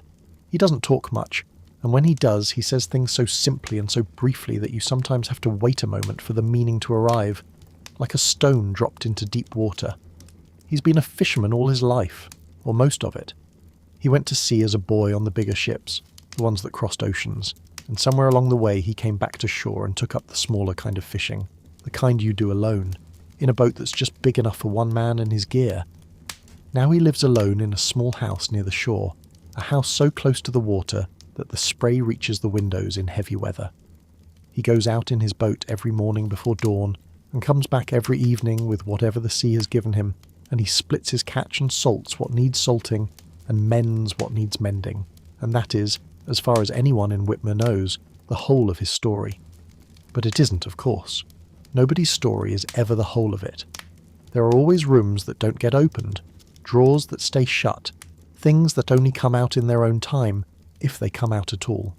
Charlotte and Eleanor begin visiting Jem at the fish house, the way you'd visit anyone whose company you enjoy, casually, without arrangement, dropping by when they're walking along the shore and staying for as long as the conversation lasts. Which is sometimes not very long at all, because Jem doesn't feel any obligation to fill silence with words, and there are afternoons when they sit with him for an hour and he says almost nothing, just works with his knife or mends his nets or watches the water, and they sit nearby and do the same, and the quiet between them is comfortable and warm, like the quiet between people who've known each other a long time, though they haven't.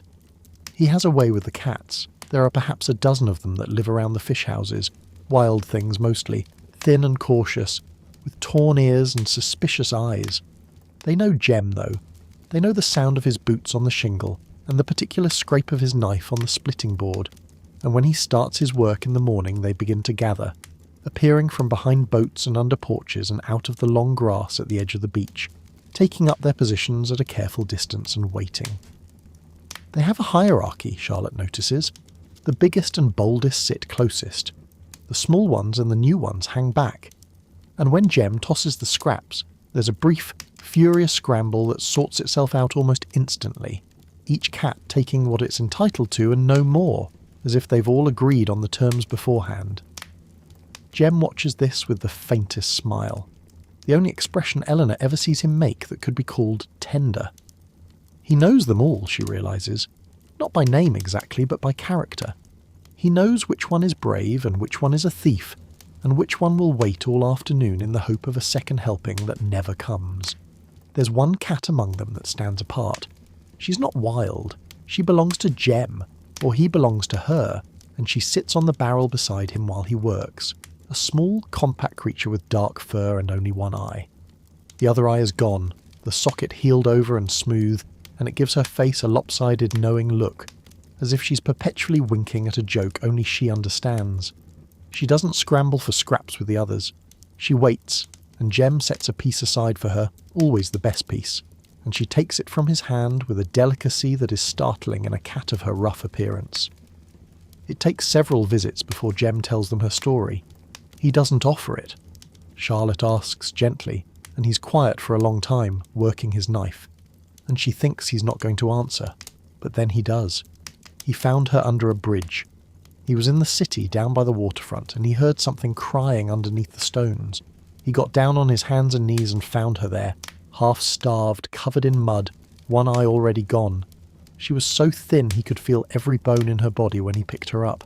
He put her inside his coat and took her back to the ship, and the cook gave her some warm milk, and she drank it, and then she fell asleep on his bunk and slept for 2 days. When she woke up, she seemed to understand that she'd found a home, and after that she never left his side. She went to sea with him.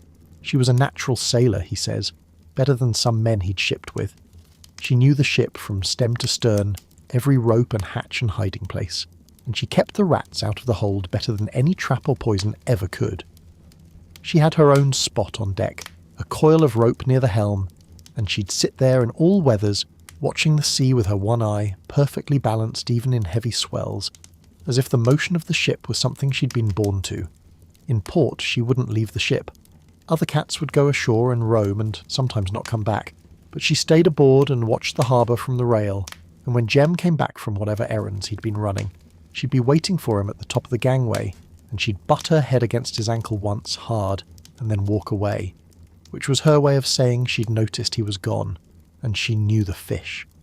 This is the part of the story that Jem tells with the most care, the most detail, as if it matters to him that they understand it exactly. When the catch came aboard, she'd be there, watching, and she knew which fish was hers and which wasn't. He doesn't mean she waited to be given one. He means she had a sense, an understanding of what was fair. She'd take one fish from the catch, always just one, and she'd carry it off to her spot and eat it, and she wouldn't touch another, no matter how many were lying there. The crew noticed it. They used to watch her, and they agreed that she had a finer sense of what was right than most people they knew. One fish, never more, as if she'd struck a bargain with the world and intended to keep her end of it. I keep thinking about that. An animal, a half-starved stray pulled from under a bridge, who somehow understood the concept of enough, who took what she needed and left the rest alone. I don't know what to make of it, honestly. Maybe it's nothing. Maybe she just wasn't very hungry after all those lean months under the bridge. But Jem tells it as if it means something, and I think he's right, though neither of us could say exactly what. She was with him for several years. She went on every voyage, and she was as much a part of the crew as any man aboard, and the sailors were fond of her and wouldn't have sailed without her. And then one night, on a voyage home from somewhere south, there was a storm, a bad one. The ship was thrown about for hours, and the seas came over the deck, and everything that wasn't lashed down was swept away. And when the storm passed and they took stock of what they'd lost, she was gone. Jem looked for her everywhere, below decks, in the hold, in every corner and locker and crevice where a cat might hide. But she was gone. The sea had taken her. He doesn't say much about this. He just says it, plainly, the way you'd report a fact, and then he's quiet for a while and his knife goes on working, and the one-eyed cat beside him on the barrel pushes her head against his arm. This is a different cat, Charlotte realises. This is the one he has now, and she wonders how many one-eyed cats there have been. How many strays Jem has pulled from under bridges and carried home inside his coat. But she doesn't ask. There's another story he tells them later, on a different afternoon. He'd been sick once, badly sick, in a port far from home, and he'd been taken to a hospital run by nuns. He calls them sisters. He'd been there for weeks, delirious with fever, and the sisters had nursed him with a kindness and a patience that he'd never forgotten. They didn't know him. They didn't know where he came from, or whether he had any family, or whether he could pay. They just took care of him, the way you'd take care of anyone who needed it, without asking anything in return. He tells this part slowly, with long pauses, and Charlotte and Eleanor can see that it means a great deal to him. He says he made up his mind when he was lying there getting better that he'd save his money and come back someday and bring them something, a gift, something to say thank you. But he never did. There was always something else that needed the money, a new net, a repair to the boat, a hard winter when the fishing was poor. The years went by, and he never went back, and he doesn't know if the sisters are still there, or if they'd remember him if he walked in, or if the hospital itself is still standing. He just knows he owes them something he'll never be able to repay, and it troubles him, quietly, the way things trouble people who don't talk about them much. He says there was one sister in particular, older than the rest, who used to sit with him in the evenings and read to him from a book he couldn't understand because it was in a language he didn't know, but the sound of her voice was enough. It was steady and low and kind, and it made the room feel safe, and he'd fall asleep listening to it. And when he woke in the morning she'd be gone, but the chair would still be warm. You know what stays with me about this? It's not the debt itself, though that's touching enough. It's how much weight a simple kindness can carry when it falls on someone who isn't used to receiving it. Those nuns didn't do anything extraordinary by their own lights. They nursed a sick stranger. That's what they do. But for Jem, who lives alone and asks nobody for anything, and has spent most of his life in the company of fish and cats and saltwater, it was something very close to miraculous. Someone took care of him. Someone sat by his bed in the dark and put a cool cloth on his forehead and didn't leave. And 20 years later he still carries it with him, still feels the weight of a kindness he couldn't return, still thinks about those women in their quiet rooms doing their quiet work for people whose names they'll never remember. There is one more thing about Jem that ought to be told. On the last afternoon Charlotte and Eleanor visit him before the summer ends. They say goodbye, and they thank him for the afternoons and the stories and the quiet company. And Jem stands there for a moment, looking at them, and his face does something it hasn't done before, something unguarded and raw, and then he turns around and walks away quickly, down the shingle toward the water, without looking back. Charlotte starts to call after him, but Eleanor catches her arm and shakes her head. He doesn't want them to see him. He's a man who has lived his whole life keeping his feelings tucked away where nobody can find them, and this small farewell has caught him off guard, and the only thing he knows to do is walk away before it shows. They watch him go. Eleanor's eyes are wet, and Charlotte's aren't much better. He's a small figure against the wide, flat brightness of the water, walking fast, his shoulders hunched, the one-eyed cat trotting behind him like a shadow. The gulls are wheeling overhead, crying their harsh, repetitive cries. The fish house stands empty behind them, the knife still lying on the splitting board where he left it, the bucket of bait going silver in the sun. I think about Jem sometimes when I can't sleep, not because his story is sad, though parts of it are, but because there's something in the shape of his life that feels true in a way I can't quite explain. He's a man who found a cat under a bridge and gave her half his life, and who was nursed by strangers he never thanked, and who lived alone in a small house by the sea and did his work and asked for nothing. And when two young women came along and sat with him and listened, he gave them what he had, which was his time and his silence and eventually his stories. And when it was time for them to go, he couldn't bear to watch them leave, so he walked the other way. That's all. It's not a big life. Nobody will write a history of it. But it's real, and it's whole, and I think it matters, even if I can't tell you exactly why. The tide is coming in. The water creeps up the shingle, stone by stone, in no hurry at all. One morning in late July, Mr. Harding suggests they might like to come with him on a walk inland, up into the hills behind the town where the farms are smaller and the people are fewer, and the world takes on a different character entirely. He has calls to make, he says. People he visits once or twice a year because nobody else does, and the walk is a pleasant one if you don't mind the distance. Charlotte and Ellen don't mind the distance at all. They set out early while the dew is still heavy on the grass, and the air has that cool, clean quality it only has in the first hour of a summer morning. The road climbs steadily out of town, past the last of the big white houses and the last of the elm-shaded streets, and then the country opens up around them, wide and rough and hilly. The farms here are not like the tidy, prosperous places nearer the coast. The houses are smaller and plainer, the barns are leaning, the fences are patched with whatever was at hand. The soil is thin and stony, and the fields are full of granite boulders that no amount of labour will ever clear, and you can see in the faces of the people who live here a kind of endurance that is different from the dignity of the old Whitmer families. It's harder and quieter and less concerned with appearances. Mr. Harding walks with the long, unhurried stride of a man who has been making these rounds for decades. He knows every farm and every family, and he stops at gates and leans on fences and talks to the people who come out to meet him, and Charlotte and Eleanor wait nearby and listen, and the conversations are always the same, really. How's the hay? How's the missus? How's the cow that was poorly last spring? He's a kind man, Mr. Harding, and a patient one, and you can see that these visits matter to the people he makes them to, not because of what he says, which is never anything remarkable, but because he comes. He walks 3 miles up a bad road in the heat to stand at a fence and ask about a cow, and that is enough. That is everything. The road narrows to a track, and the track narrows to a path, and the path goes up through thick woods of pine and birch, and after a while they come out into a clearing on the side of a hill, and there is Mrs. Thatcher's place. It's hard to know what to call it. It isn't really a farm, though there are animals. It isn't really a house, though someone lives in it. It's more like a clearing that someone has been slowly losing an argument with for 30 years, and the woods are winning. The cabin is small and grey and sway-backed, with a chimney that leans to one side and a porch that is held up more by habit than by engineering.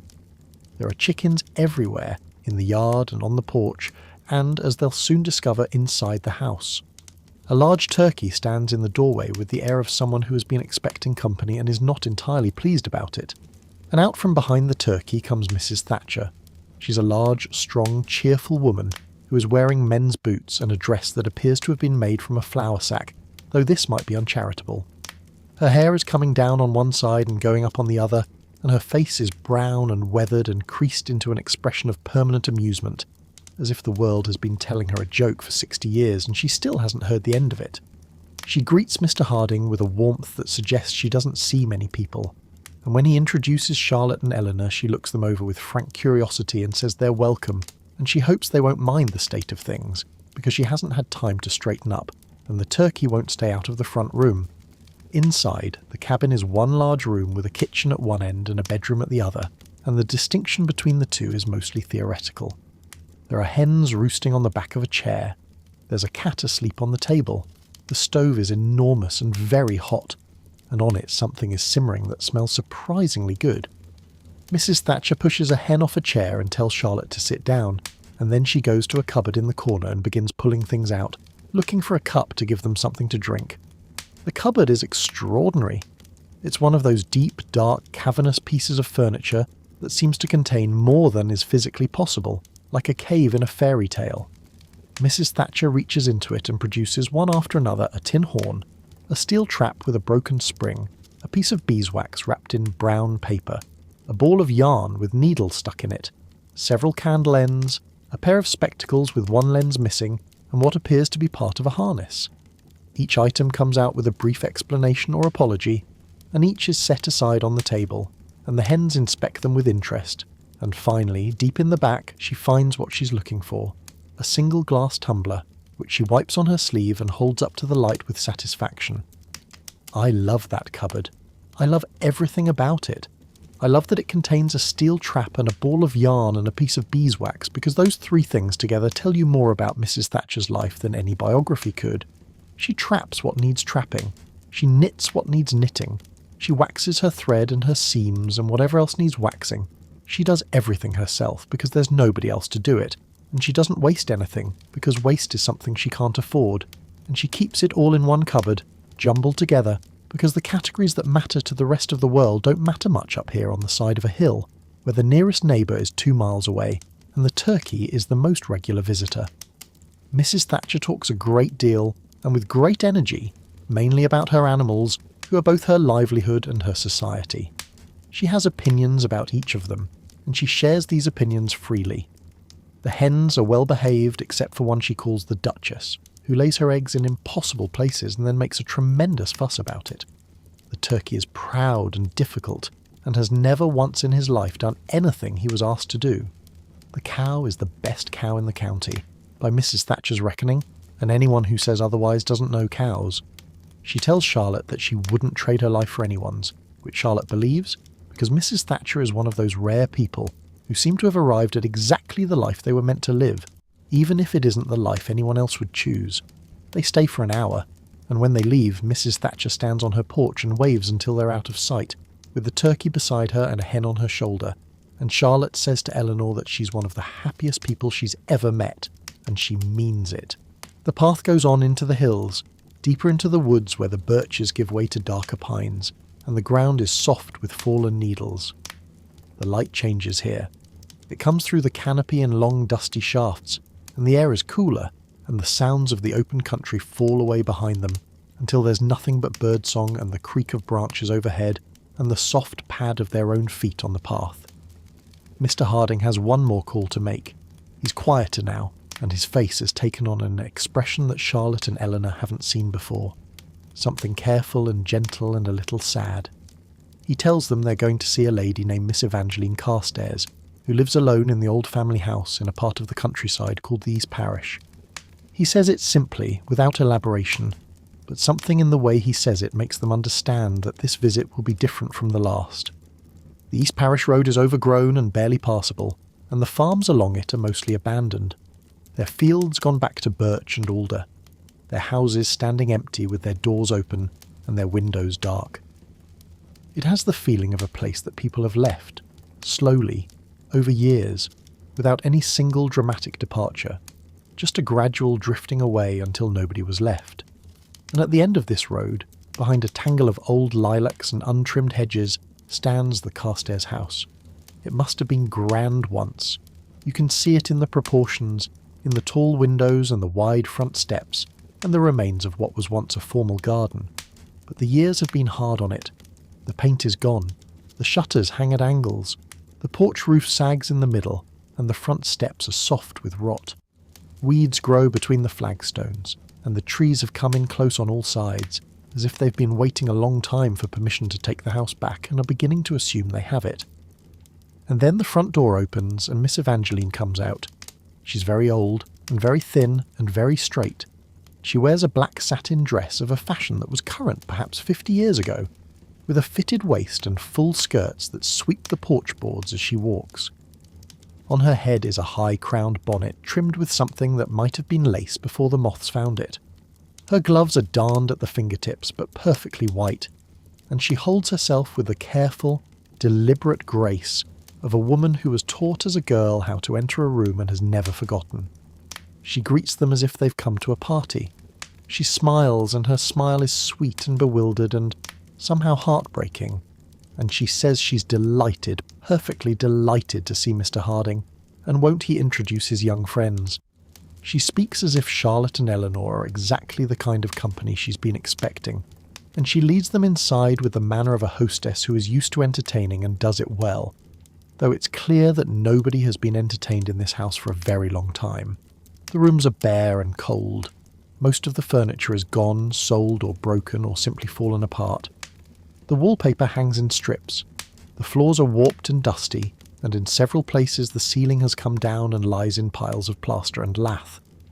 But Miss Evangeline moves through these rooms as if they're still furnished, still beautiful, still full of light and music and guests. She gestures toward a chair that isn't there and asks Charlotte to sit down. She tells Eleanor about a painting that once hung above the mantelpiece, describing it in detail, the colours and the frame, and the way the afternoon light used to fall across it. She speaks of her friends, the people she used to know, in the present tense, as if they might walk in at any moment, and she asks after people who have been dead for decades, as if she expects news of them. She tells Charlotte about the parties they used to have, how the ships would come up the river on summer evenings with lanterns strung along the rigging, and how they'd dance on the lawn, and how the music carried over the water. She remembers the dresses and the flowers and the names of the songs, and her eyes brighten as she talks, and for a moment the ruined room seems to fill with the light and warmth of those old evenings. I don't think she's unhappy. That's the thing that strikes Charlotte and Eleanor, and that strikes me too, every time I think about her. She's living in a world that doesn't exist anymore, a world of drawing rooms and dinner parties and friends who are well, and in that world she's perfectly content. The ruin around her doesn't seem to touch her. She walks through it the way you'd walk through a dream, noticing only the things that belong to the world she remembers, and the rest, the broken plaster and the empty rooms and the cold, simply doesn't register. It isn't denial exactly. It's something gentler than that, something closer to a kind of grace, as if her mind has found a way to protect her from what she couldn't bear to see.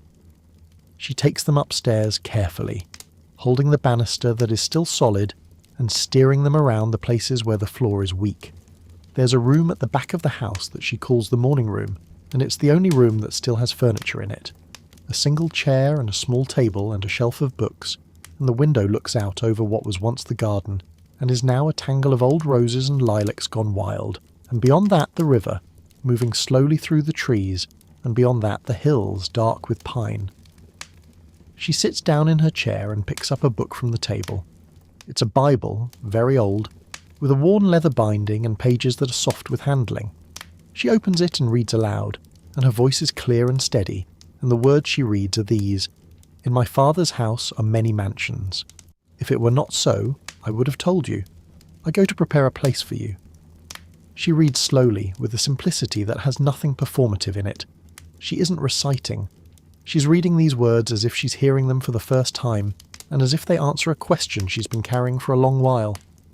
The late afternoon light comes in through the window and falls across her face, and the river moves quietly below, and the old roses nod in the breeze, and for a moment the ruined house, and the empty rooms and the long years of solitude seem to fall away, and there's only this old woman in her chair by the window, reading about a house with many rooms, and the peace on her face is so complete that Charlotte has to look away. They stay for a while after she finishes reading, talking quietly about small things, and Miss Evangeline is gracious and warm and perfectly at ease, and when they leave she stands on the porch and watches them go, straight-backed in her black satin dress, one hand raised, and she calls after them to come again soon, and to bring their friends, and to tell everyone she's well. Mr. Harding is quiet on the walk home. Charlotte asks him after a time how long Miss Evangeline has been living like this, and he says a good many years. Her family had money once, but it's gone, and the house is falling around her, and there's nothing to be done about it except to visit her now and then, and make sure she has enough to eat. The town sends her provisions when they can, quietly, so as not to wound her pride. She accepts them with the same gracious manner she'd use to accept a gift from a duchess, and she always sends her compliments to everyone, and she's always well, and she's always delighted. The path comes down out of the hills and into the fields above the town, and the sea appears again below them, wide and blue and very far away after the close green world of the woods. The sun is getting low. The shadows of the trees reach across the pastures, and the stone walls glow warm in the evening light, and somewhere a farm dog is barking, and somewhere else a cowbell is ringing, slow and steady, and the air smells of cut hay and salt. Charlotte says, without looking at anyone, that she thinks Miss Evangeline is one of the bravest people she's ever met, and that she doesn't care if that sounds foolish. Eleanor says it doesn't sound foolish at all, and Mr. Harding says nothing, but he nods, and they walk the rest of the way home in a silence that doesn't need to be filled. Autumn doesn't arrive in Whitmere all at once. It comes in small, quiet ways, like a guest who enters a room without knocking and sits down before anyone notices. One morning in September the light is different, lower and more golden than it was a week ago, and the shadows of the poplars fall farther across the lawn. The roses in the garden are still blooming, but they're smaller now, and tired-looking, as if they know their season is nearly done. The goldenrod along the roadsides has turned from yellow to brown, and the asters are going to seed, and in the marshes the grass has changed from green to a deep burnished copper that catches the late afternoon sun and holds it. Charlotte notices the oak leaves first. They haven't turned colour yet, but they've changed in texture, gone dry and stiff, and when the wind moves through them they make a new sound, a papery rattle that is nothing like the soft, full rustling of summer. It's a small thing, but it's unmistakable. The trees know what's coming even if nobody else does, and then one night there's a frost, just the lightest dusting, enough to blacken the tops of the dahlias and leave a thin skin of ice on the water bucket by the kitchen door. Bessie finds it in the morning and calls Charlotte to come look, and they stand there together in the pale early light, watching the ice melt, and neither of them says what both of them are thinking, which is that the summer is nearly over. The pansies go on blooming. That's the thing that gets me about pansies. Everything around them has given up or gone brown or been killed by the frost, and there they are, small and bright and stubborn, opening their flat little faces to whatever sun is left, as if they've decided that somebody has to keep going and it might as well be them. Charlotte picks a few every morning and puts them in a glass on the windowsill, and they last a surprisingly long time, and she thinks there's something admirable about them, something she can't quite put into words but feels every time she sees them there, cheerful and alone among the ruins of the summer garden. There are still warm days, though. That's the cruelty of a New England autumn, or maybe the kindness of it. Just when you've accepted that summer is over, the sun comes out and the air turns soft and the sky is so blue it hurts to look at, and you think that maybe it isn't over after all, that maybe there's still time. Charlotte and Eleanor walk along the shore on these days, and the sand is warm under their boots, and the water is green and clear, and the shadows of the clouds move slowly across the marshes, and it feels exactly like summer except for the light, which falls at a lower angle now, longer and more golden, and makes everything look precious, the way things look when you know you're about to lose them. The days are shorter now, and the evenings coming quickly, and the old cat spends more and more time by the fireplace, which Bessie has begun to light again in the late afternoons. The house feels different with a fire in it. Warmer, obviously, but also more enclosed, more intimate, as if the rooms are drawing in around them, getting ready for the long winter when they'll stand empty again. Charlotte and Eleanor sit in the west parlour in the evenings and read or talk, and the firelight moves on the walls, and the stained glass in the windows is dark now because the sun sets before they sit down, and outside the wind is picking up, and the sea, which was so calm and flat all summer, has begun to stir, and then the storm comes. It arrives in the middle of October, on a morning that starts grey and still, and becomes something else entirely by noon. The wind comes first, a steady, heavy wind from the northeast that builds and builds, until it's howling in the chimneys and rattling the shutters, and bending the old elms nearly double. Then the rain, not ordinary rain, but great sheets of water driven sideways by the wind, so thick you can't see across the street. And then the sea. They can hear it from the house, a sound that's different from anything they've heard all summer, a deep continuous roar that seems to come from everywhere at once, from the harbour and from the open coast and from the sky itself. Charlotte and Eleanor put on their coats and go down to the shore, holding on to each other and leaning into the wind, and what they see stops them where they stand. The harbour is wild. The boats are pitching and straining at their moorings, and the waves are coming over the wharves, and the spray is flying so high that it reaches the windows of the fish houses. Beyond the harbour, the open sea is a fury of grey and white, enormous waves rolling in from the northeast, one after another, relentless, crashing against the rocks with a force that shakes the ground under their feet. The lighthouse is out there. They can barely see it. It's a thin, pale line against the grey, impossibly slender, impossibly small, standing in the middle of all that violence as if it doesn't know it's supposed to be afraid. Charlotte thinks of Mrs. Hartwell inside, making tea, going about her business while the sea tries to tear the rock out from under her, and she feels a sudden, fierce admiration for the woman and the lighthouse, and the whole stubborn business of standing firm while the world comes at you sideways. There's something about a storm like this that puts things in proportion. All summer they've been living gently in a gentle place, and the sea has been their friend, calm and beautiful and obliging, and now it's showing them what it really is, and what it's always been, underneath the summer manners, which is something enormous and indifferent and absolutely beyond anyone's control. The old captains knew this. They lived with it every day of their working lives, and the people who stayed behind in towns like Whitman knew it too, the wives and mothers and daughters who stood on these same rocks and watched these same waves and waited for ships that sometimes didn't come home. I think that's part of what Charlotte and Eleanor take away from this summer, though they might not say it in so many words. The understanding that the beauty of a place like this is not separate from its danger, that the same sea that makes the sunsets and the still summer evenings also makes the widows and the empty chairs and the gravestones that say "lost with all hands." The two things go together. They've always gone together, and the people who live here have always known that, and they've gone on living here anyway, and there's something in that choice that deserves a kind of respect that has nothing to do with nostalgia. The storm passes. It takes a day and a half, and when it's over, the world looks washed and exhausted and strangely bright. The sky is the clearest blue Charlotte has ever seen, and the sea is still rough but calming, and the air is cold and clean and smells of salt and broken wood. There are branches down everywhere, and shingles torn from roofs, and the wharves have taken a beating but nothing is destroyed. Whitmere has weathered worse. The townspeople come out and survey the damage with an air of professional competence, as if storms are simply another part of the business of living here, like taxes or winter. Men are already on the roofs by midday, hammering, and the women sweep the porches and pick up the fallen branches, and the children run along the beach collecting things the sea has thrown up, bits of wood and rope and once triumphantly a lobster trap that belongs to somebody 3 miles up the coast. By evening you'd hardly know anything had happened, except that the air is different, cleaner and colder, and the sea is still talking about it, grumbling and heaving out beyond the harbour mouth.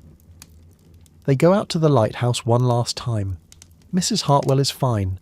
She says the storm was a nuisance but nothing to get excited about, and that she'd seen far worse, and that the kettle never even came off the stove. She makes them tea and they sit together in the kitchen, and the light pours in through the salt-crusted windows, and Mr. Hartwell's nephew is already outside repairing something, hammering away cheerfully in the wind. Mrs. Hartwell tells them she'll miss them, and she says it simply, the way she says everything, without sentiment but with perfect sincerity. She tells Charlotte that she's welcome back any time, summer or winter, and that the lighthouse doesn't change, and there'll always be a kettle on. In the days that follow, they begin to say goodbye. It happens slowly, one visit at a time, and each one is harder than the last. The old captains on the wharf are wearing their heavy coats now, great thick things with enormous brass buttons, and they seem to have shrunk inside them, smaller and older than they looked in summer. Captain Aldworth shakes Charlotte's hand and holds it for a moment and tells her to come back next year, and she says she will, and he says he'll still be here, God willing and the creek don't rise.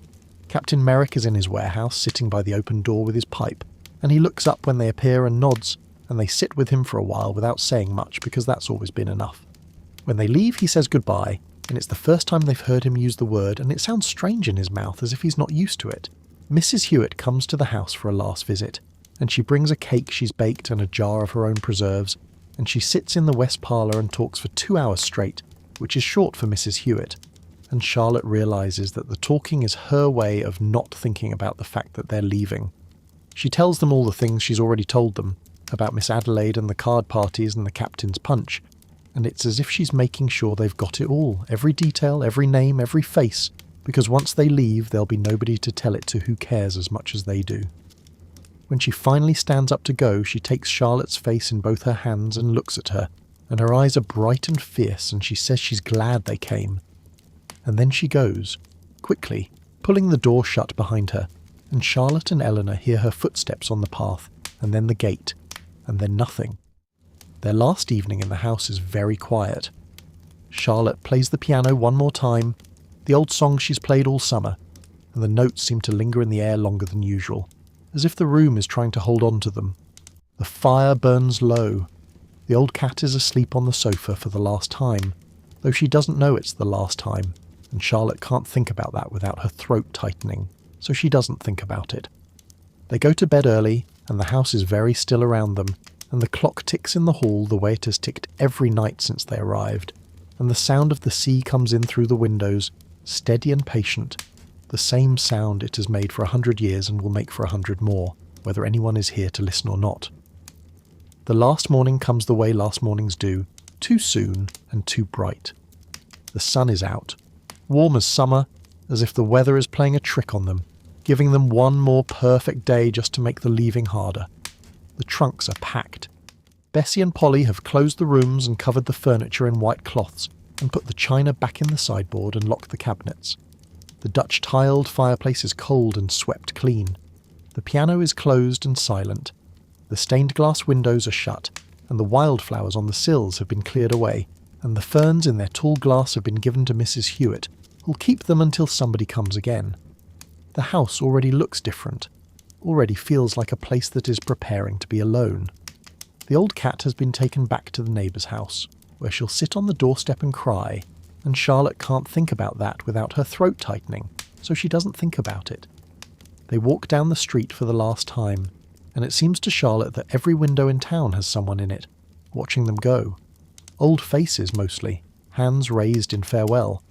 The Pembrys are on their porch, and Miss Constance waves her handkerchief. Mrs. Hewitt is at her gate, and she doesn't wave, she just stands there very straight with her hands folded in front of her.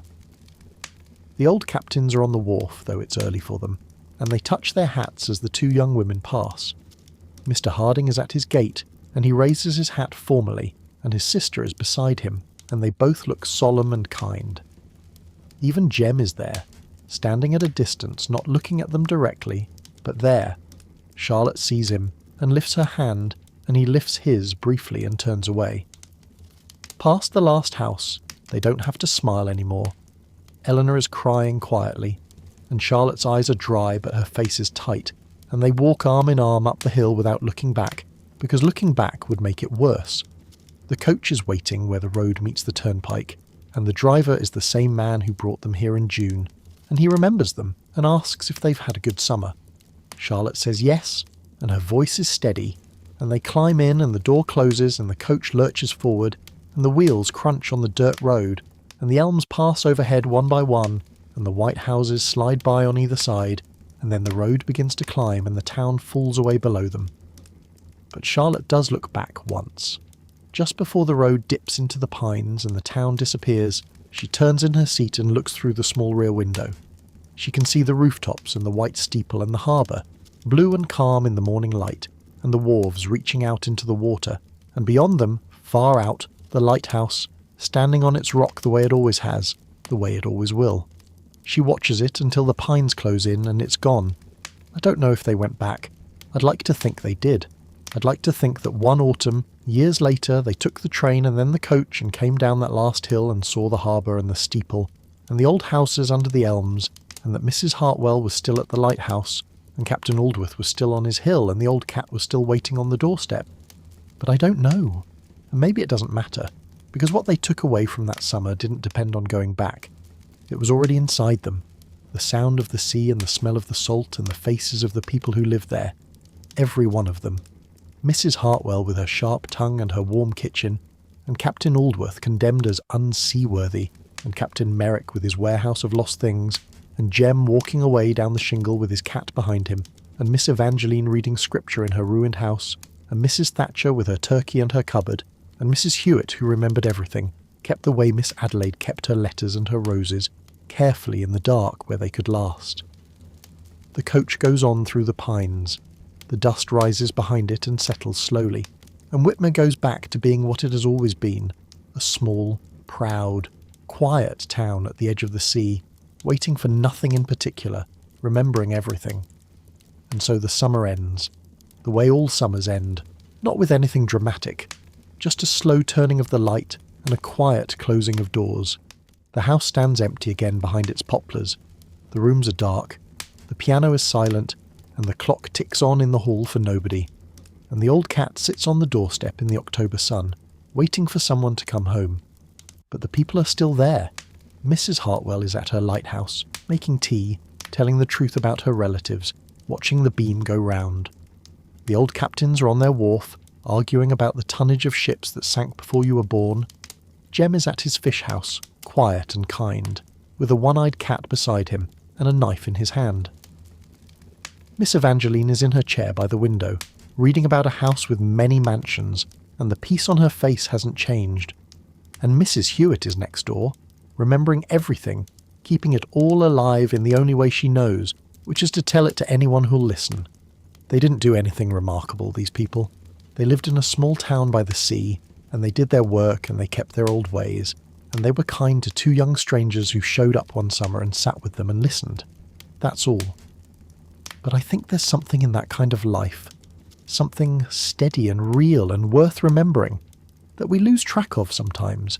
In the noise and the hurry of the world we've built since then, they knew how to be still. They knew how to sit with silence and not be afraid of it. And they knew that the simplest things, a cup of tea, a fire in the evening, the sound of the sea outside the window, are sometimes the most important things there are. I hope you felt some of that tonight. I hope, wherever you are, that something in this story made the room around you feel a little quieter, the dark a little softer, the night a little more like a place where you can rest. If any of it stayed with you, if you found yourself thinking about the lighthouse or the old house or the fisherman and his cat, I'd love to hear about it. A few words in the comments whenever you like about what you're thinking or where you're listening from tonight. There's no hurry. It can wait until morning. This is what we do here, on this channel. We tell quiet stories about the past. Slowly, without any hurry. Stories about medieval towns and ancient cities and old houses by the sea, about the people who lived in them and the things they did and the way the light fell on their ordinary days. We'll keep going, one story at a time, through all the centuries and all the places we can reach, and if you'd like to come along, you're welcome. A follow, a subscription, whenever it feels right. We'll be here. Thank you for spending this evening with me. Thank you for listening. I hope the sea is still somewhere in your ears, quiet and steady like breathing. Sleep well.